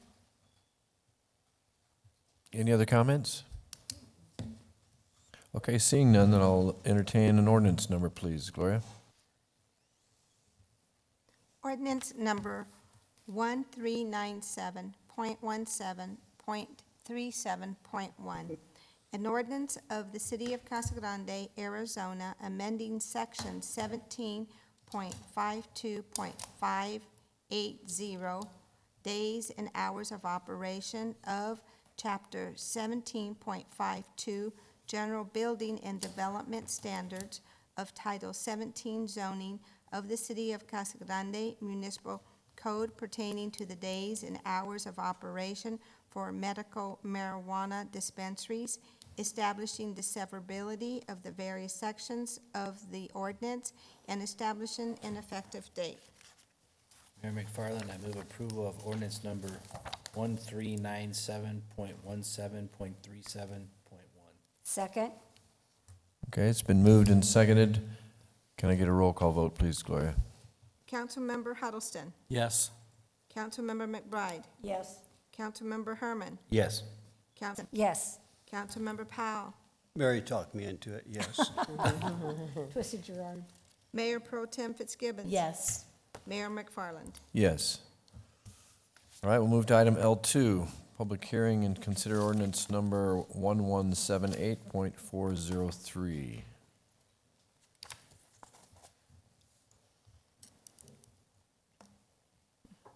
Good evening, Mayor, City Council. Good evening. This is the Francisco Grande Planned Area Development. The Planning Center is requesting a zone change from single-family residential and general business to planned area development for approximately 663 acres of land generally located at the northeast corner of Montgomery Road and Gila Bend Highway. You can see the location shown here. In the existing zoning shown here, it's R2 on the north, B2 general business on the south portion of the property. Property is home to the existing 9-story Francisco Grande Resort Hotel, restaurants and events facility, and an 18-hole golf course. 47 acres of the property are currently owned by the City of Casa Grande and leased back to them by the applicant for the soccer fields, training complex, and Grande Sports World facility, which is home to the Barca Soccer Academy and the ASU Prep Academy. The remaining acres are largely vacant at this time. So a change in the zoning from B2 and R2 to PAD is requested to provide for a multi-use, mixed-use development consisting of higher density residential, commercial, office, hospitality, and a recreational campus with the intention of promoting education and healthy lifestyles in a unified campus-like setting. So utilizing the basic parameters of the R2 and the B2 zones, the existing zones, this PAD will provide a development regulations and design guidelines that will facilitate an effective mix of housing, commercial, recreational, educational, and multi-use opportunities, and ensure a quality design that can protect the integrity of the surrounding area. You can see the land use map shown here. You've got the hospitality to the south, the recreational campus kind of around that. The multi-use, which is more of the commercial and office areas, is going to be located along Montgomery Road and potentially the I-11 corridor. And then you have the residential component mostly located inside surrounding the golf course and being surrounded by the golf course, with the golf course being rerouted in certain areas to kind of take advantage of some of the flood zone areas that hinder the property. So when looking at the PAD review criteria, we look at the following criteria. We're just going to concentrate on key components of it this evening. All the rest were covered within the staff report, which was attached to the agenda item. So the first one's conformance with the city's general plan. Francisco Grande is located within the community center land use category. So appropriate land uses, among others, include the higher density residential development and transit-ready vertical and horizontal mixed-use commercial, retail, and residential developments. Currently, density is allowed at between 4 and 20 dwelling units per acre in this category. This PAD is proposing 4,000 units over the 663 acres for a total density of 6 dwelling units per acre. The maximum density for individual areas of the PAD are capped at that 20 dwelling units per acre, and that's also per the general plan guidelines. Staff finds that the proposed PAD is in compliance with the 2020 general plan. The next one we'll look at is conformance with the city's zoning ordinance. As a guide to reviewing the PAD zoning, staff uses the 2003 residential PAD design standards. So those design standards do grant the authority of Planning Commission and City Council to find departure from the standards as if warranted for a project based on specific circumstances. In this case, the requested exceptions are based on the proposal being so unique to the city that strict conformance with all the requirements of the residential design standards for planned area developments would be counterproductive to achieving the diversity, creativity, and sustainability sought in the PAD. In addition, council may alternatively approve the use of some unlisted requirements upon finding that the unlisted requirements will achieve the desired diversity of objectives. So let's talk about what departures they're proposing. So the first one is lot size. So the residential design standards require 6,000 square foot minimum lot size. The Francisco Grande PAD is proposing a 5,000 square foot minimum lot size. The current zoning of the property is R2, which allows that 5,000 square foot minimum. The next one, for every lot less than 7,000 square feet, an equal number of lots shall be greater than the 8,000 square feet. That's what's stated in our residential design guidelines. Again, they're proposing what they're currently zoned for, which is the 5,000 square foot minimum lot. The following item is 55-foot minimum width of the lot, which is our 2003 residential design standard. So they're currently proposing no minimum lot. So it would be based on the setbacks and the width of the product. So the current R2 zone is a 45-foot minimum lot. This also allows for a little bit more unique product, townhome type products inside, and a little bit higher density. So the single family residential setbacks is another area that we'll talk about. Currently, the setbacks request that the side yard setback be 10 feet. They're proposing 5-foot setbacks, which matches what the R2 standards are after, or potentially, we've got the next item, which is proposed to be 5-foot setbacks for the R2 zone district. So the front yard setback of 20 feet, they're proposing a 10-foot to the livable area or side garage, 20-foot to a front-loaded garage. So really an architectural forward product is what they're proposing. And the current R2 standards are 20-foot. Then the rear is a 20-foot setback in our residential design standards. So with if alley loaded, they're requesting a 1-foot. They've agreed to make that 10-foot as staff had requested, and that's what's currently in their PAD. And the R2 standards are 20-foot. So justification of these exceptions was provided by the applicant and is presented in the PAD. The applicant makes the case that the standards are consistent with the existing zoning, in addition to the applicant's statement regarding existing zoning and development rights. Staff believes that Francisco Grande qualifies for the exception because it is a very unique property. So it's history dating back to the construction in '59 by the San Francisco Giants owner, Horace Stoneham. The site has added uses such as the golf course, football field, for the USFL, now Soccer Academy and Fields, and the ASU Prep Academy. This makes the site a campus-like environment that is unique to Casa Grande and Pinal County. The goal of the PAD appears to expand on that notion by creating a self-contained, pedestrian-friendly, walkable campus. The proposed density and requested exceptions of the project enhances the ability to provide that. Next item we'll talk about is provisions for utility. The project is currently served with all required utilities. Wastewater, the site currently has an on-site packaged wastewater treatment plant. The plant is close to capacity at certain times, so accordingly any future development submittals will need to address the wastewater concerns. And then we'll also talk a little bit about water. Property is located within the Arizona Water Company's service area. At the present time, Francisco Grande does not have certificate for assured water supply. Accordingly, the owners would be required to attain those costs if they were to subdivide the property in accordance with the Arizona Department of Water Resources regulations.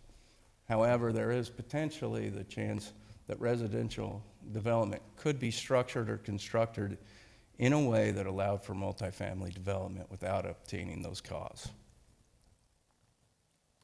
Next thing we'll talk about is grading and site drainage. You can see the location of the site here is partially in the flood zones. The 500-year for most of the existing area, and then we have 100-year flood zones on the west and on the north. We'll kind of phase in their plan there. So all of that they can deal with future submittals they'll have to deal with. And they can do that within the 100-year by either raising up the elevations of the structures or by channeling some of the flood waters, but they'd have to show that in their next submittals. And the last thing I'll touch on is open space and public land dedications.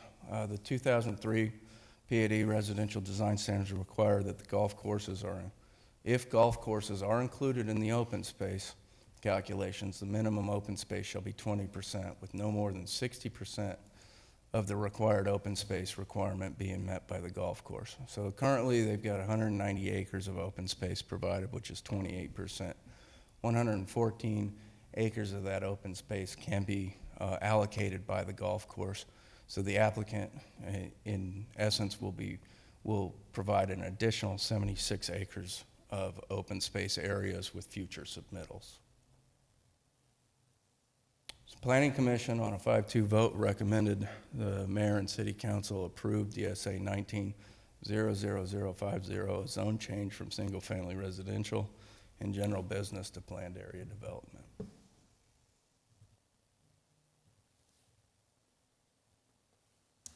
I'd be happy to answer any questions. Mr. Powell?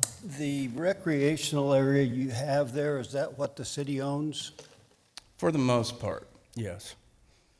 47 acres of it in the building, right? Correct. So they don't plan on using that because they don't own it.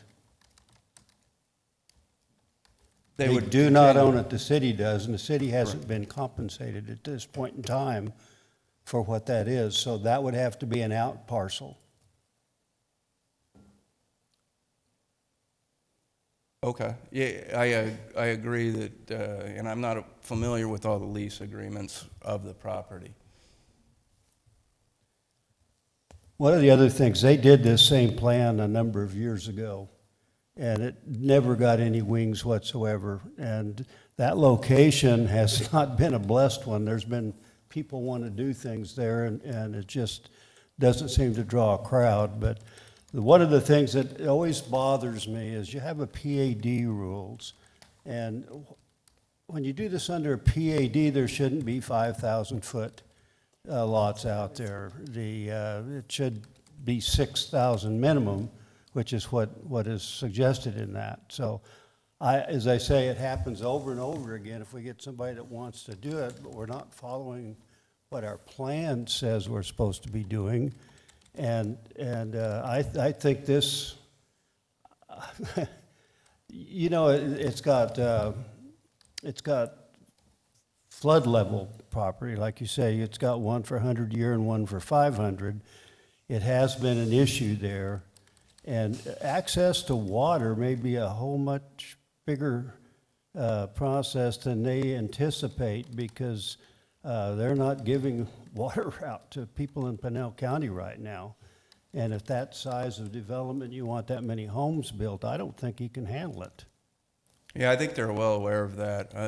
I will say that the PAD zoning does create a more cohesive zoning for what's currently existing out there as You know, all it does is give the developers some advantages. I mean, PAD was first created to try to help some of the developers, but every one of them takes apart what the requirements are in the PAD when they want to do something, and the Planning Commission sends us an okay up for it, although they should realize they're not following the PAD rules in this. Well, that's completely understandable, and there are, the PAD design guidelines do offer 4 different ways that you can request exceptions, and this applicant did utilize one of those exceptions. And what's the exception? For a unique property. For what? For the unique property that we covered in the presentation. Yeah. So it's a development so unique that exceptions are warranted. Well, I don't think, I would certainly disagree with that. As I say, I hate to see us get another ghost town started. Development-wise, we've had that happen all over the community, and this, as I say, they don't own the land that the city owns there, and that should not be in the plan. And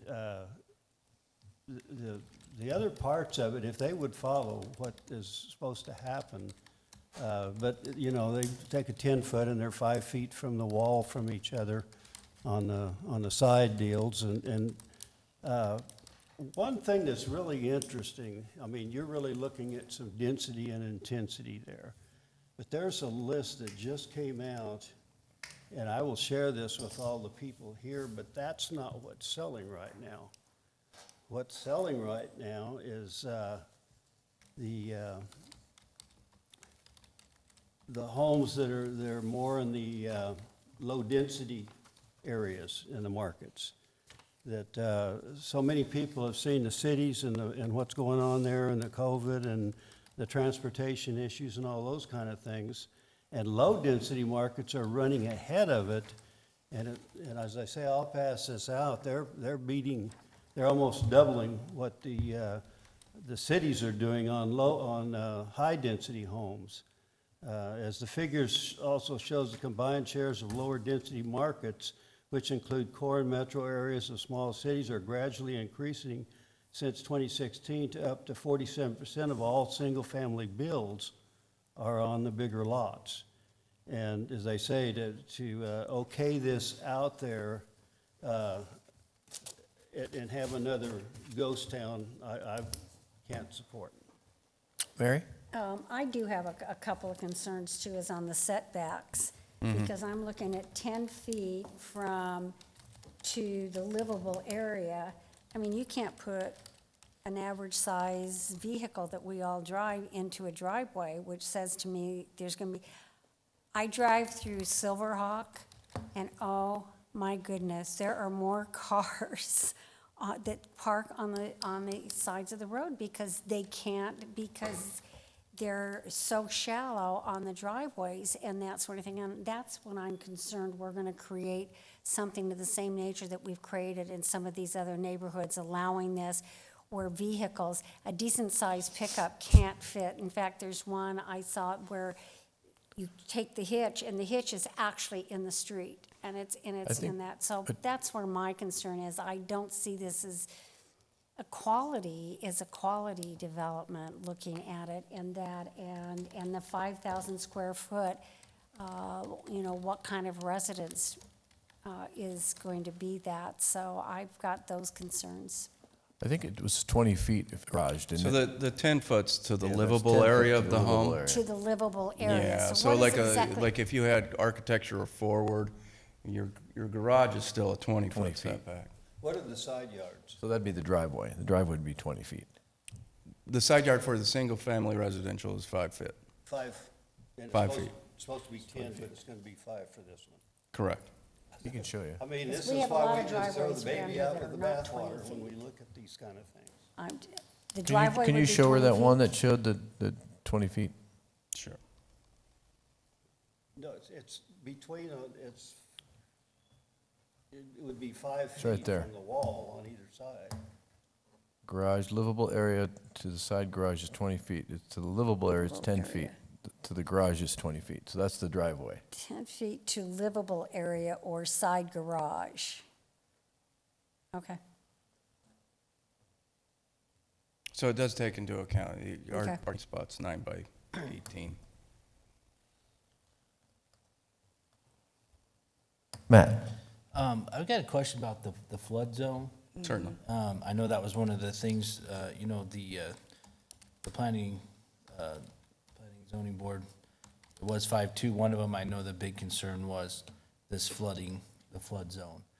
How does that affect us as a city if we approve this, or is it just their insurance rates? As far as the city goes, they would have to address it in the next, any future submittal. So they'd have to say how the 500-year does not have any consequence on our review or FEMA's review. The spots that you see as AE and AO, which are our 100-year floodplain, they would be required to mitigate in those circumstances any structures. Okay, and then the 5-foot setbacks on the sides, very close. Is that normal for a golf course community, or do we have any comparisons? Well, Anything again, like I think their view of this is a campus-like, unique environment, walkable type environment. So I think if you look up in the valley, you'd get all over the board on what the side setbacks would be. Multiple 5-on-5, multiple 5-and-10s. So I think it just varies depending on the type of product that you're looking at. Then the water, I know he's more versed on water, but they couldn't build anything, even if we approve this, if they didn't get the water approval. Is that correct? To a certain degree, that's correct. Anytime you subdivide over 4 lots, you need to get the cause. Now, they could potentially develop like a multifamily product on 1 lot, and they would not have to get certificate of assured water supply in that instance. But if they subdivided past that number of lots, you would have to. And I misspoke, it's 6 lots.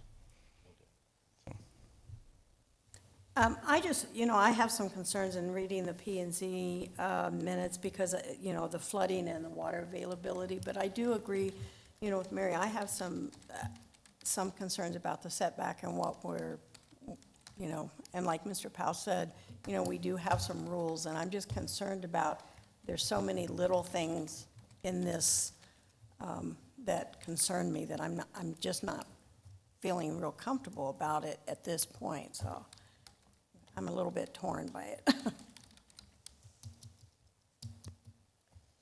And Councilmember Powell, I just kind of briefly, and I understand where you're coming from with increase in lower density, but I understand your point, and I understand if it's in, right here in this city, but I struggle because I understand that, the flood zone, the water issues, but I think for them to move forward, they're gonna have to go and make sure that there's more steps that are gonna have to take place.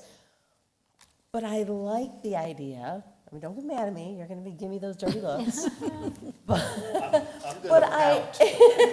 no, we talked about this, that, this is pretty far out. There's not a whole lot going on out there. But it is a very unique property. And, I like the idea of a walkable property, that there's people that do want to live like this, with with the no yard to take care of, you know, something a little bit more affordable, I think that property is a great place to test it out. And it can add a little livelihood to the area, and it might be a good way for us to test it and see. And I, you know, we talked about offering a variety and diverse, you know, projects, and I think this would be a great way to do that and start it, and it's in a location that might be ideal. So as long as they can get through the flood and the water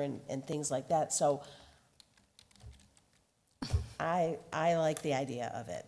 If it ever came out about, I don't know, but, you know, I just think to offer, you know, diverse, you know, projects, I think that it would be a good thing. Bob? I tend to agree with Lisa. My general philosophy is that government doesn't need to stand in the way of the property owner's desire to develop this. They've got to market it, they've got to sell it, they've got to make it happen. I think it is a unique property. We can't necessarily apply all of our standard requirements to this. I think they're missing the boat by not making it into a park model type area. I think they would be able to market that much better. But like Lisa said, some people want to live that way. Some people want to live on these smaller lots with no maintenance and have the amenity of the golf course out their front yard. So I'm probably going to end up supporting it. All right, Bob, and I tend to agree with Bob and with Lisa. I think this Mission Royale is all built out, right? So we don't have the next 55-plus community in the city of Casa.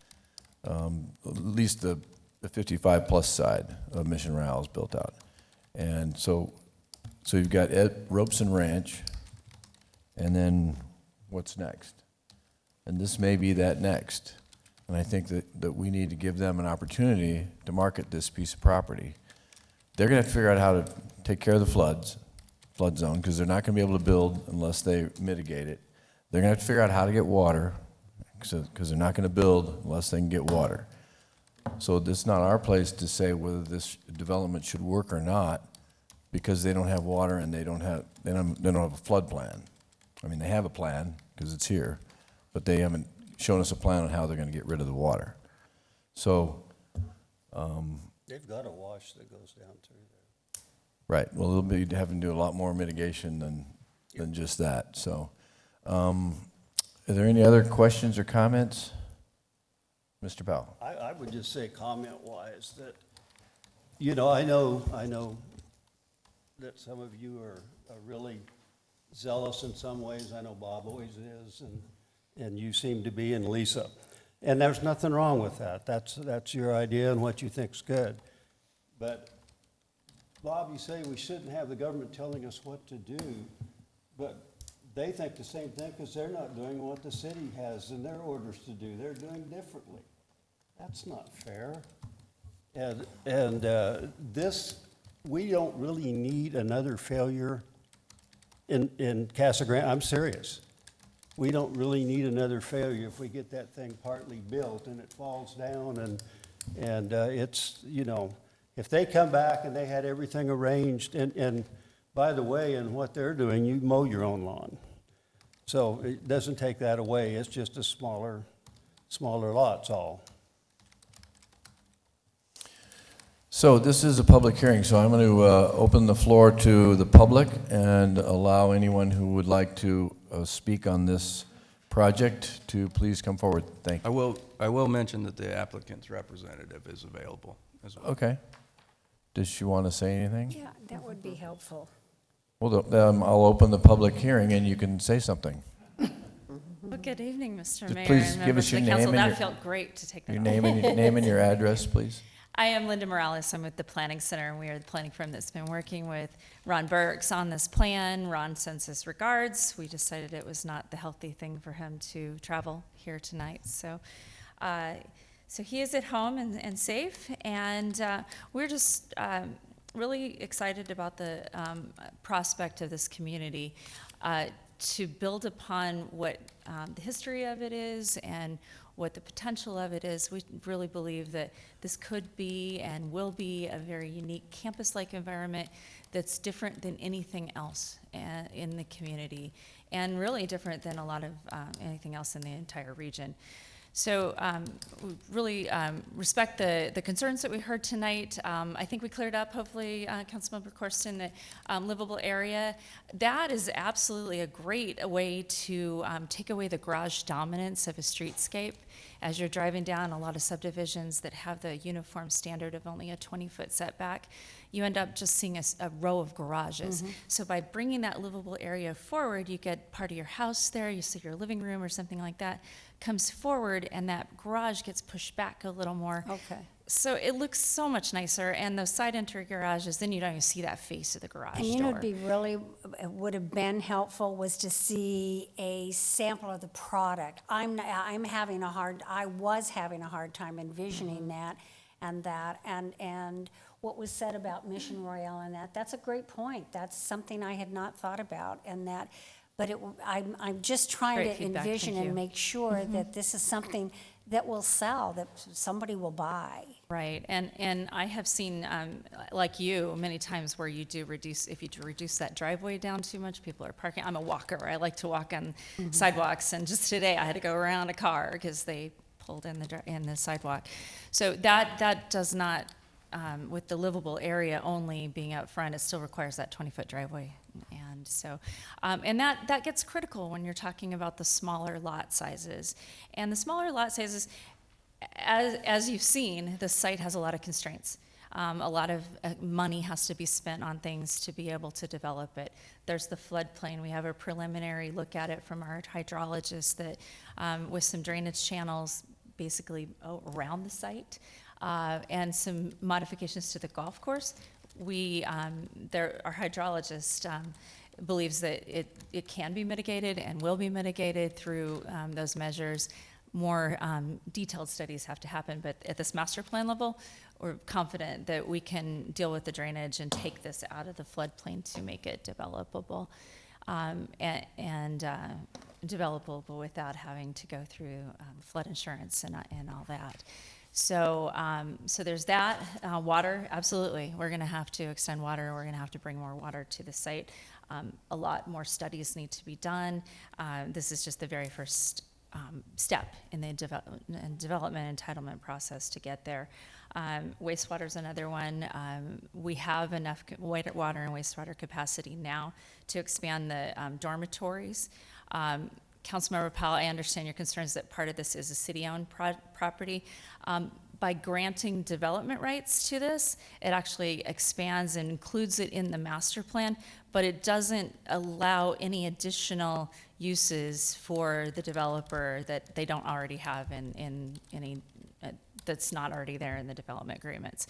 So it doesn't automatically allow him to develop anything other than what he can already do under the existing agreements. It zones the property, includes it in the master plan. And the idea would be there would be design standards that would mitigate for, yes, I started to say this is a very expensive site to develop. So having additional density is crucial to being able to make this feasible.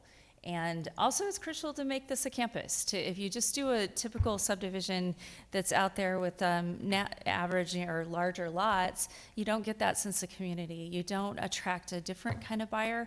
We talked a lot about over the years, the millennials don't necessarily want the large lots all the time. Some do.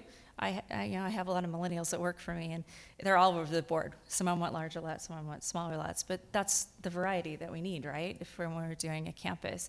And then aging population. I know my parents downsized to a townhome, and they love it, and it's great that they don't have the upkeep of a larger yard. They just have a little plot to take care of, and maybe the front yard's taken care of by an HOA. So we really want that range. We're not looking at everything being 5,000 square foot lots. Certainly wouldn't want that at all, because we want some high density. We want some apartments. We want some townhomes. We'll probably have some larger lots, but this gives us a flexibility to respond to market conditions and developers as they come in to be able to create that campus. And with that, I would be happy to answer any specific questions you might have for me, or I would just. Mr. Powell? What are the total units that build out? We have a limit of we could go up to 4,000 units in this PAD. 4,000? Yeah, And you so can it's find 6 water per- for 4,000 units? Not, right now, the water is not there, and that's what I was saying is right now, the water that's currently committed to that is able to accommodate another 200 or so dormitories. That is one of our challenges, that we need to bring in that water, and we need to show that we have that capacity as new developments come online or become a reality that we're coming forward with. Another challenge. Any other questions for the applicant? Matt? You said that all the lots wouldn't be 5,000 square feet? Correct, Councilmember Herman. Yeah, the idea would absolutely be to do a variety and different types of users, different types of residential products that would attract a variety of people. I believe the mayor mentioned the 55 and older.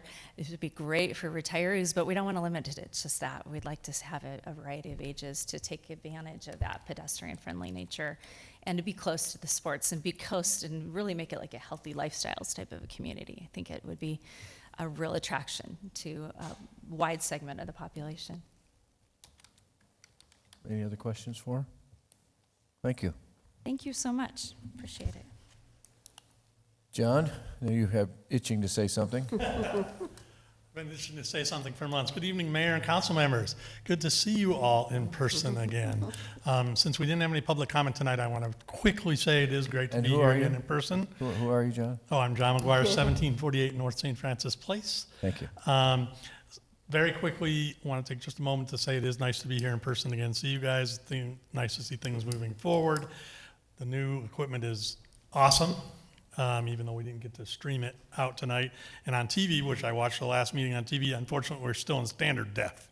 So you don't get the advantage of all this quite yet on TV.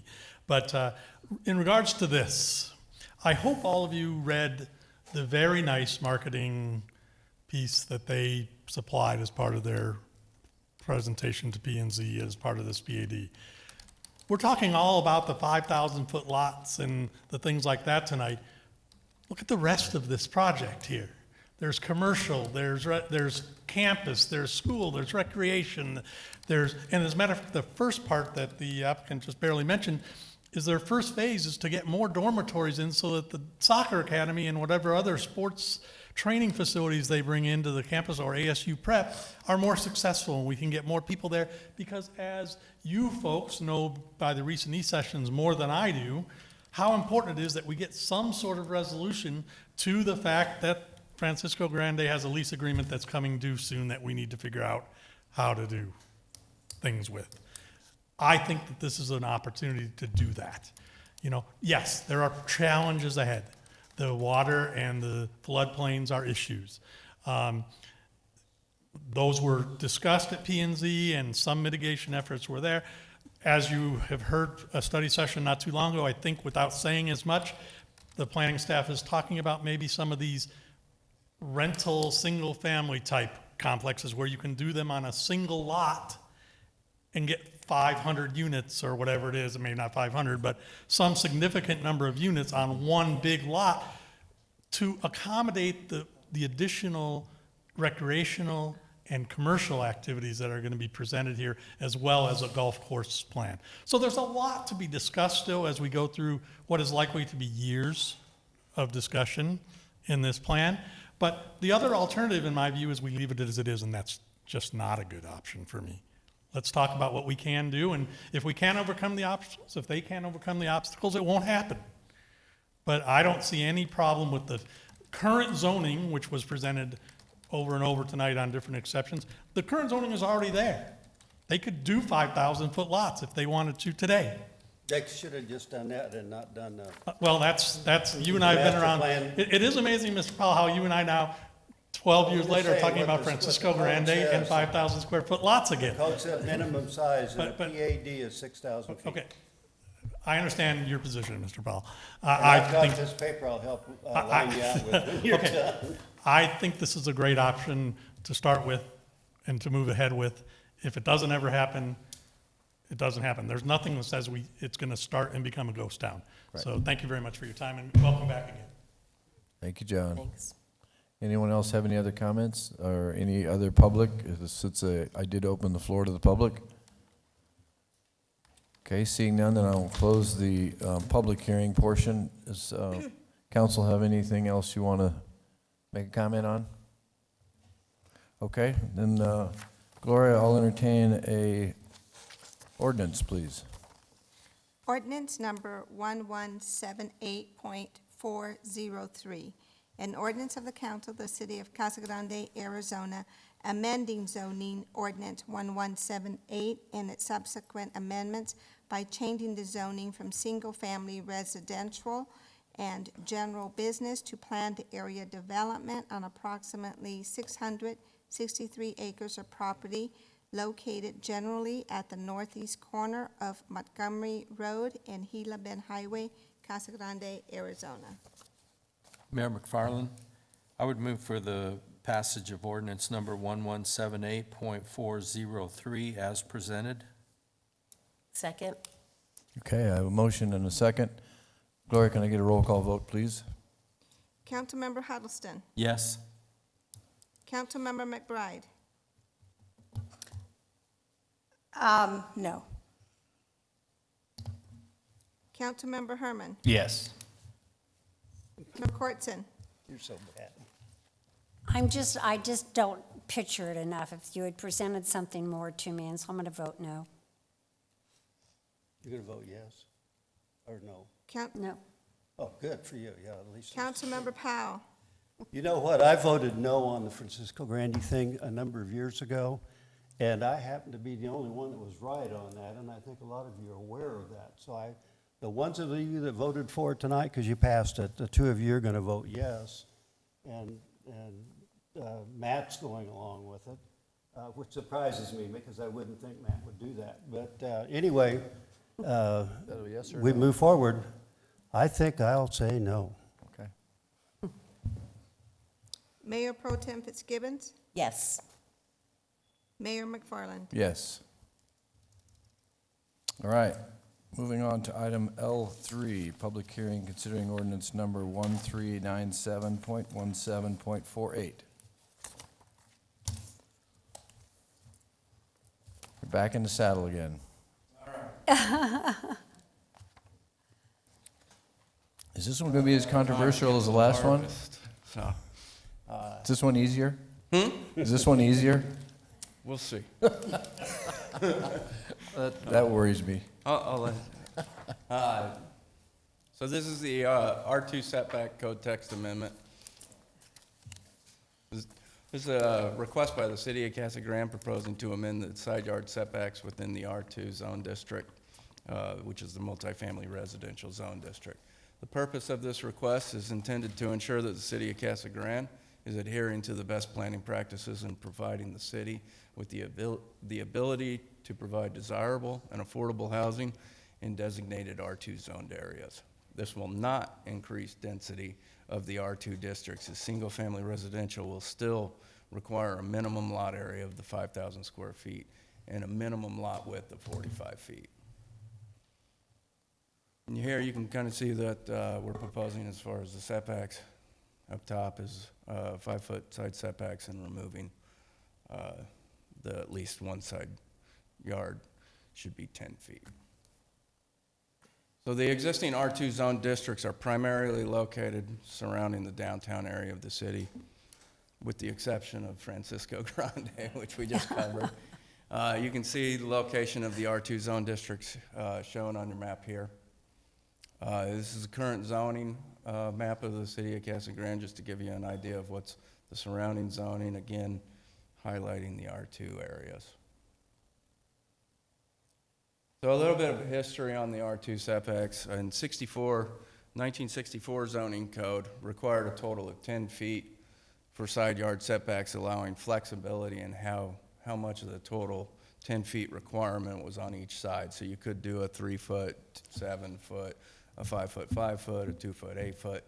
In 1975, the zoning code was amended to make it 5 feet on each side. The 1987 zoning code rewrite, the single-family residential setbacks were omitted from the R2 district, completely missed. So in 1988, when they realized that, the zoning code was amended to match the R1 setbacks. This imposed that no side yard setback shall be less than 5 feet and at least one side should be 10 feet. So the setback concerns for this is the R1 district, which the setbacks are based on, has a minimum lot width of 70 feet. The R2 district has a minimum lot width of 45 feet. That translates to a house in the R2 zone district placed on a 45-foot wide lot being limited to 30 feet in width. This leaves builders in a difficult position to provide or emphasize any architectural features of the house. So especially if there's a 2-car garage in it, that takes up 18 feet of that lot, which leaves you with 12 feet to accentuate any of your architectural details. So the opportunities that we see with this is the enhanced architecture. It'll help drive new homes being built on existing vacant lots in the south side, the west side, and the east side neighborhoods, and the ability to create a more vibrant and active downtown. Additionally, there's a 26-acre site that's got a 112-lot subdivision south of the downtown area being proposed. The completion, that project's being proposed at Florence and Ash. The completion of that project will provide an affordable new home option straddling the downtown and the industrial areas and help facilitate a revitalization for surrounding areas. The Planning Commission on a 7-0 vote recommended that the mayor and city council approve DSA 20-00066, the proposed code text amendment to side yard setbacks in the R2 multifamily residential zone district. Can I answer any questions?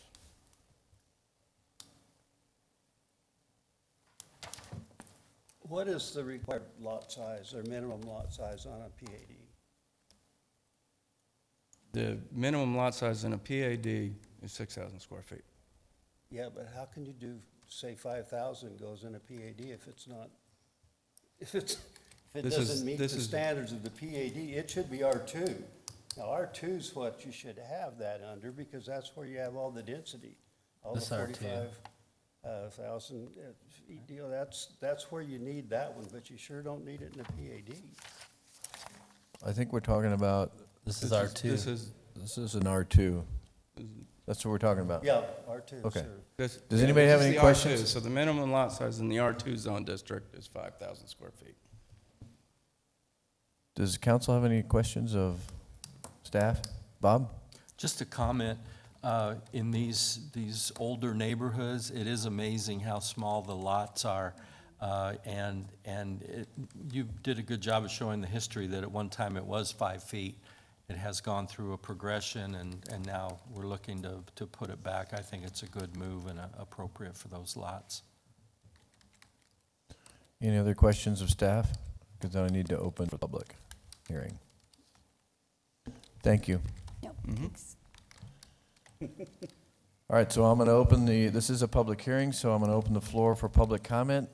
Is anyone here who would like to comment on L3? Okay, seeing none, then I will close the public hearing and ask council if you have any more questions of staff or any comments. All right, seeing none, then I will ask for an Mr. ordinance Mayor, number. can I make one comment, one quick comment? Sure, go ahead, Mary. Difference between this and what was presented before is I'm seeing single-family structure this, two-family dwelling structure. There's a description of the product they're talking about where prior I didn't see that. And so I appreciate them having this on how the use is going to be. Any other comments or questions? All right, seeing none, then I will ask for an ordinance number, please. Ordinance number 1397.17.48, an ordinance of the City of Casa Grande, Arizona, amending Table 17.20.340 of Chapter 17.20 of the City of Casa Grande Municipal Code, pertaining to the minimum setbacks for the multifamily residential zone, establishing the severability of the various sections of the ordinance, and establishing an effective date. Mayor McFarland, I move approval of ordinance number 1397.17.48. Second? All right, it's been moved and seconded. Gloria, can I get a roll call vote, please? Councilmember Huddleston. Yes. Councilmember McBride. Yes. Councilmember Herman. Yes. McCourtson. Yes. Councilmember Powell. Yes. Mayor Pro Tem Fitzgibbons. Yes. Mayor McFarland. Yes. All right, so that is most of tonight. We have reports remaining, so I'm going to start with you, Bob, since you're the furthest away. Thank you. No report, just a comment. I want to congratulate our police department and our city staff for dealing with the social challenges that they've had over the last couple of weeks. Chief McCrory wrote an excellent letter to the editor. It was on social media as well, and I couldn't agree with him more. Our strength is our community, all levels of it. Our citizens, our city staff, our elected officials, everyone has worked very well together during this tough time, and I just want to thank them all wholeheartedly. That's all. Thank you, Bob. Ditto what Bob said. I think that the last couple of weeks has been a time for our community to come together, and I'm really proud of the fact that, you know, we didn't have any arrest and things going on when we had people that had the opportunity. I know it did a lot of extra work on our police department, and there was a lot of overtime, and I appreciate the leadership of the chief on that.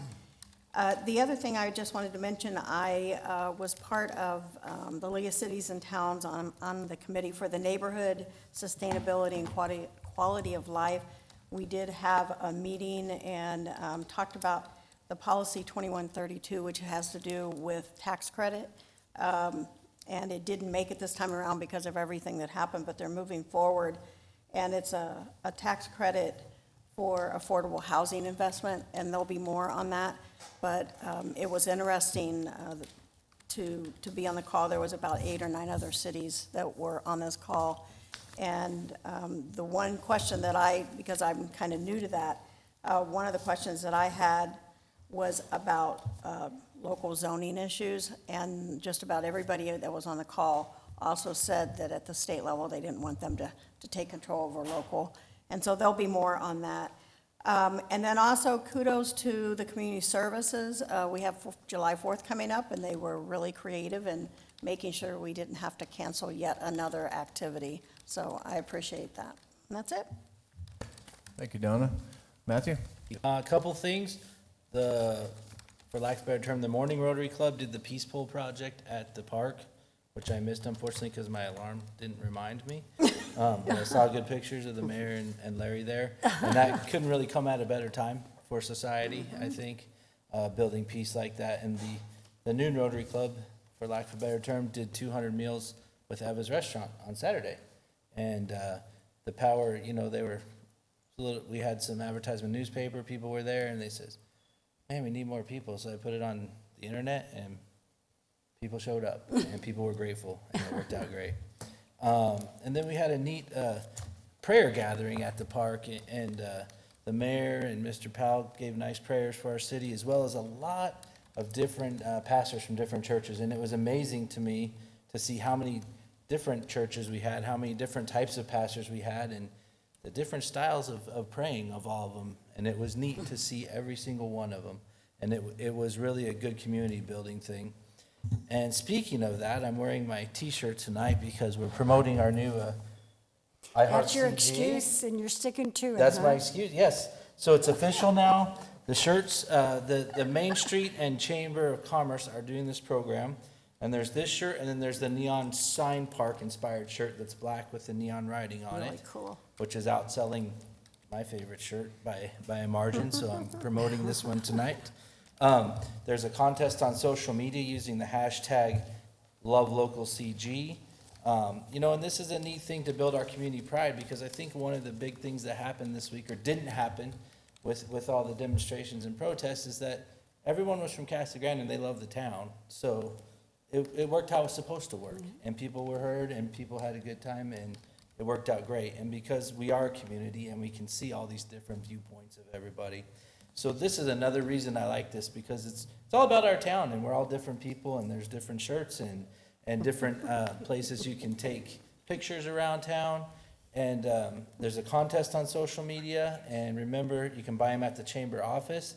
And also the proceeds from this are going to do our Shop Local campaign, which, as you saw by the budget presentation, the sales tax is the biggest driver. And that doesn't mean just small, that means buy it in Casa Grande, don't buy it in Chandler, don't buy it in Mesa, don't buy it in Tucson, buy it here. And How much is that shirt? What's that? How much is that shirt? They're all $15, even the big ones. Mine was the same.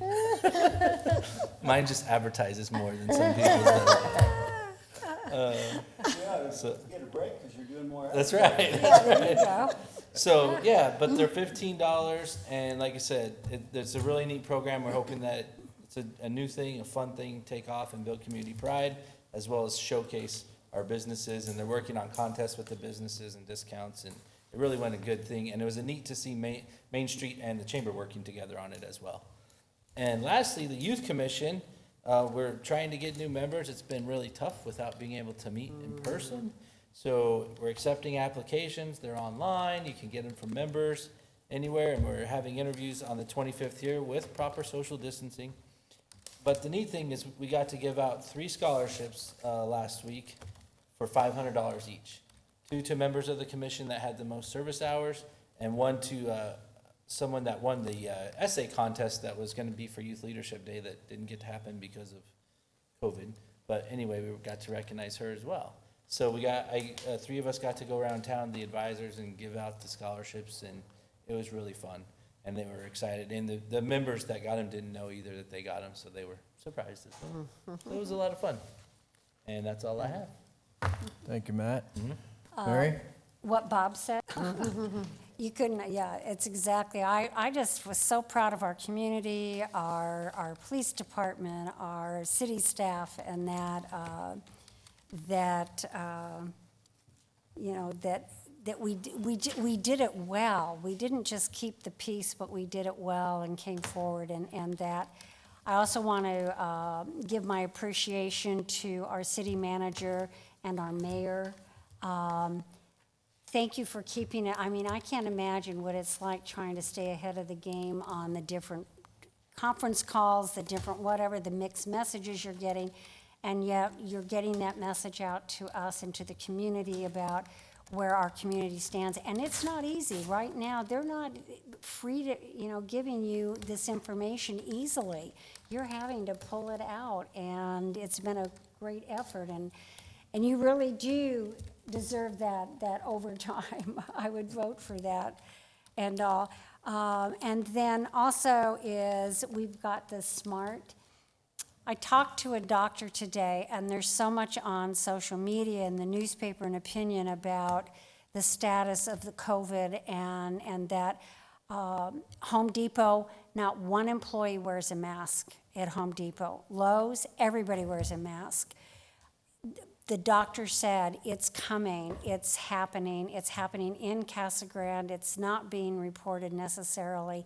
We need to stay vigilant. The reason we're ahead of this right now is because we were so vigilant.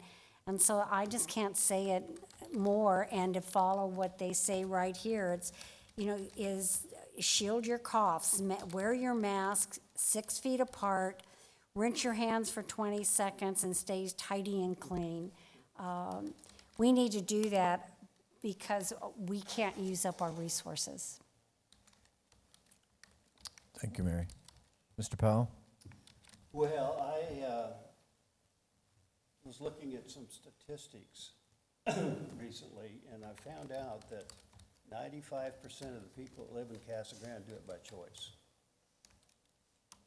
I just made that up, but. It sounds good, unbelievable. I liked it. I believe it.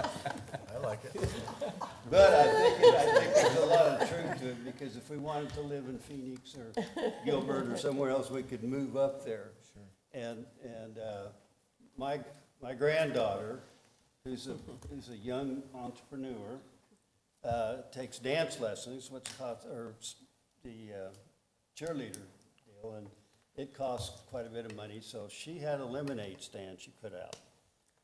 And I said, it won't work, honey, you just, I'll bring it out. So I put a umbrella over the top of it. She made almost $300. Oh, wow. My goodness. And she put it all toward her mom's bill on that. But, you know, we had people from the city coming by and paying $20 a cup for each cup. I mean, really, really nice people. And I just think we're so blessed to live in Casa Grande, Arizona. I really do. We even made T-shirts about it. You know what, that right there, Yeah. I've got the buttons. Your mom I have started one, those. yeah, I have I Do you have had, any of those? I have a couple, yeah. Okay. And that's where I I have That's the exactly kinda stole the what was idea. on there, yeah. Lisa? Okay. You know, I mean, we do live in a great city, and, you know, that's why we're all here by choice. My husband and I moved back to I Casa believe Grande that to raise statistic. our family. So, you know, but unfortunately, we're going through some really difficult times, and, you know, you have to live in the hole to not see what's going on. But, you know, I want to, you know, comment again on the COVID. You know, it's not a political thing. I really hope people take it serious and know that the numbers are increasing. I know, you know, a couple months back, I didn't know anyone who had it. And now I know people that have it. And it's spreading to people, you know, in their families. And so I have an elderly dad, I have a mother-in-law, you know, so I wear the mask. I took it off for the meeting because it's hard to talk, but I wear the mask for my dad and my mother-in-law and other family members that might have, you know, some illnesses. But I really hope people really take it serious. The numbers aren't lightening up. Yeah. It's not political. It's really just to keep our community safe and our businesses open. I mean, the more we're all responsible, the more we can keep these businesses open and continue to pay, you know, or go shop local and eat local and everything else. And the other thing, of course, with all the protests, like Bob said, you know, I really, really appreciate, and you, of course, probably know firsthand what it's like, you know, for these police officers and everything that's going on. And, you know, I feel for them because, you know, I mean, obviously there's been a couple incidents, you know, recently that have warranted, you know, the frustration and concerns with the police, but there's, you know, 90% of our officers, even more, I don't know, are good, and they do good for our communities, and we're so, so blessed to have, you know, great people. But, you know, these protests, obviously, these things have been happening for decades, and these certain populations have been oppressed for many years. So I think it's something that we can all say, you know, we know, we understand, but we don't. You know, I went to a meeting with the sheriff's office. Larry and I've talked, you know, the chief. The sheriff had a roundtable last week with minority leaders, African-American and Hispanic leaders in the community. And he wanted just to kind of get a feel after, you know, everything happened in Minnesota and all the protests all over the country, and wanted to get a feel of, you know, how these populations feel about the sheriff's office and you know, public safety, you know what, all of this.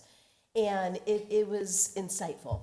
You know, I mean, as much as, you know, we think that we understand what it's like to be African American, what it's like to be Hispanic, we don't. Well, I mean, as far as I have, you know, Hispanic, I have, you know, my family, I understand, but, you know, the gentleman that presented within the African American community were, I mean, it was just eye-opening, you know, to say that, you know, you don't know if you don't have black skin and you're not raising a family, you don't know. And the sheriff was really good because, of course, the sheriff's staff believes that they understand. A couple of them grew up in Hispanic neighborhoods, so they feel that they understand, but they don't.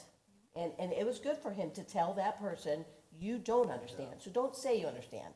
And I think we all need to look at that. And we can say that our community is great, and it doesn't happen here, but it happens here. And you know, these gentlemen and a couple women, they were students. You know, a young kid goes to Stanford University, an African-American gentleman. And, you know, I mean, for them to say that these things are happening. And most of these populations, people won't call and complain to the police department because they don't have relationships with the police department. They won't. Hispanics, same thing. You know, they're not comfortable calling the police because they don't have great relationships with the police. So, you know, I think that there were some great outcomes. You know, our county attorney was there, the sheriff was there, a couple of the police chiefs from surrounding communities, and it was eye-opening for all of us. And there were some takeaways which are obvious, you know, that you know our police chief is discussing, you know, as far as education, you know, there needs to be more courses on de-escalation, but they also talked about educating the public on use of force. You know, we need to, you know, tell our public what is the protocol. You know, let the public know what the protocol is for the police department. So they talked a lot about that. You know, of course, body cams came up with these community leaders, the importance of body cams. A lot of these surrounding communities have body cams. Talked about transparency, you know, getting the youth more involved because a lot of our youth don't have a lot to do, so sometimes they might get in trouble. One of the big things that came up too is mental health, not only with some of the suspects or people that are being pulled over, but within our police department. Because the police tried to explain, the sheriff officers tried to explain what they go through in a day. And a lot of the things that they see day in and day out, and then they pull someone over and they might be rude to someone. Well, they don't realize what these guys are going through. So they talked about wellness with the police officers, and, you know, do we get mental health people in the police department, social workers in the police department to call on, you know, out with the officers. So it was very educational, and I think it's easy for us to say it doesn't happen here, but I think it's something that we really need to open our eyes and listen and see what we can do better. And I've talked to Larry, the chief, and I know we're meeting with the police chief next week or whatever, and hopefully some of these things will be discussed. So. And that's it, I think, for me. You've taken up all your time. I know, sorry. Okay, that's it. Continued next meeting. It was a good meeting, so. All right, well, I probably have way too much on my list, so I'll try and cut down some of it, but I just wanted to give everybody an update on I guess if I turn this on, it might help. There you On the COVID situation, we have had it has been spiking the last, especially probably the last 10 days.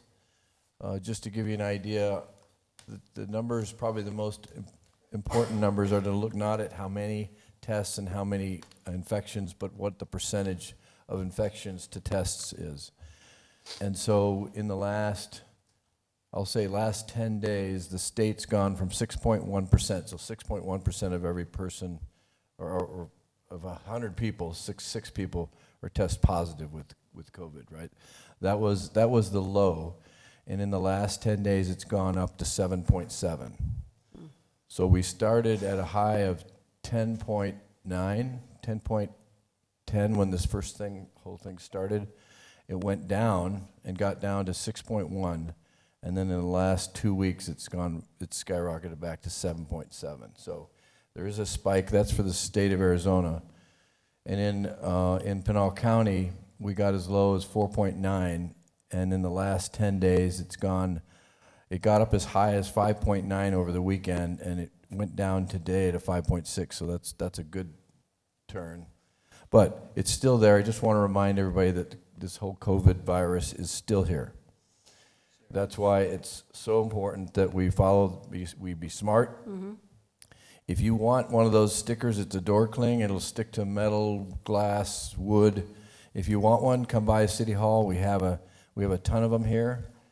Or go to the chamber office, and the chamber will also give them to you. On a little more positive note, I don't want to be total Debbie. While you're doing that, I just want to thank Debbie you for Downer. keeping us all up with it, Mayor. Yeah. You've been really, really good about it, providing the information and letting us know what's going on. Well, there's a flood of it, so you're lucky I don't send you all of it. It has been a challenge, and Larry's been extremely helpful. Our PIO and her staff has been extremely helpful as well. LaTanya and her people have done a tremendous job as well. But just to give you an update on housing starts and permits. So Casa Grande, last year in 2019 through May, we had 299 housing permits. Year to date, we have 318. So that's a 6% increase in this COVID pandemic. So that's a pretty solid number. Also, some updates on the library. The library is opening up a little bit more, so you can use computers in the library now. There'll be limited numbers that are going to be available. They'll have like every other one open. And then also, effective today, our pool did open back up. So June 15th, it opened for physical, like aquatic, youth swim team. They're going to have 2 swim teams a day. There'll be one in the morning and one in the afternoon. And then it's open for lap swim, and it's also open for aqua fitness. So if you have any questions, take a look at our website. Take a look at the city's website. It's got the hours of operation on there. So take a look at that. And we're trying to open up slowly. The splash pad is open, but it's managed. So a family comes in, you get, is it 30 minutes? I think it's 30 minutes, and then blow the whistle, and then the next family can take over the splash pad. So we're trying to keep people physically distanced and not commingling. Also, a big shout out to Casa Grande Main Street. They were awarded, they were one of the awardees for the 2020 Governor's Heritage Preservation Honor Award. And actually, I don't remember how many there were, 10 different honorees, and then the final decision will be made and announced. So I'm hoping that our Neon Park, which is what was honored, will hopefully get the big state award. So that's pretty exciting. Chamber, Main Street, you already mentioned that, Matt, so I won't go over that. The CARES Act, we are in the middle of putting together a grant process where we're going to hand out this $6.7 million to businesses, to charity, and basically looking at 3 different buckets: individuals, charities, and then businesses. So we're going to follow a pretty similar plan to what the county has just rolled out. The county rolled theirs out this weekend, actually, and I think their application process opened today. So we're going to look at helping to pay utility costs, helping to get the food banks some money so they can buy groceries and food for our residents. We're going to look at rent and mortgage assistance. We're going to look at PPE for businesses, helping to pay that personal protection equipment. We're also going to purchase some for the city. So when we require everybody to put on a mask when you come in City Hall, we're going to hand you a mask. Larry's looking at me cross-eyed. Child care assistance, temporary housing, internet use for families who can't afford internet, especially with this whole stay-home education process. I did meet with the elementary school last week, and we are going to partner with them to try and see if we can't get some money out there to help some of the less fortunate get internet connection. And then potentially job creation and training. So it's a whole list. We'll come up with a plan, and we'll probably communicate it to the council here in the next day or two, and get your all input on it. One other thing that we're going to do with the chamber is we're working with this company called Hound, and it's a program where they help promote our local businesses, and it's so much per person that they bring into an account. but we're gonna look at using some of the CARES money to pay for that and set up like a one-year budget that we'll actually pay for, and it'll promote all of our businesses here in Casa Grande. It's a pretty exciting program. It's definitely internet-based, it's social media, it's cell phone-based. So we're gonna try and really push this out there and see if we can't help our businesses gain a little foot traffic. It's along the lines of also, being open for business in Casa Grande, to Matt's program and point that he mentioned that the Chamber's got going. That's probably enough. Oh, just for all those businesses that did take some of the PPP, the Paycheck Protection Program, if you're involved in that, please go online to the COVID-19 site, check the Treasury Department's update on that, because they did just change the rules last week. They made it a little more lenient. They've extended some times, but there are some new rules out there that if you are one of those businesses that took some of the PPP, Matt, make sure you check out these are new rules, newer than the ones that I sent you. I saw. Yeah. They change every week. All right, so, thank you, everybody. Sure. On the CARE money, one of the things that bothers me, and several of the people have been kind of referring to it, is there's probably going to be a flare-up with all of the different people that were protesters. Can you imagine how much was spread? Yep. Some of the National Guard troops had to go back home because they were that close to people. And I'm just wondering if there's any way to save some of the money in case we do see a revival of it, to help furnish the protective equipment. We're gonna purchase some of that PPE, and we're gonna make it available to anybody who can't afford it. Absolutely. Good man.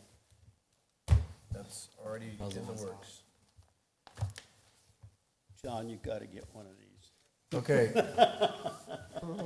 I'll entertain a motion to go into So executive moved. session. Second.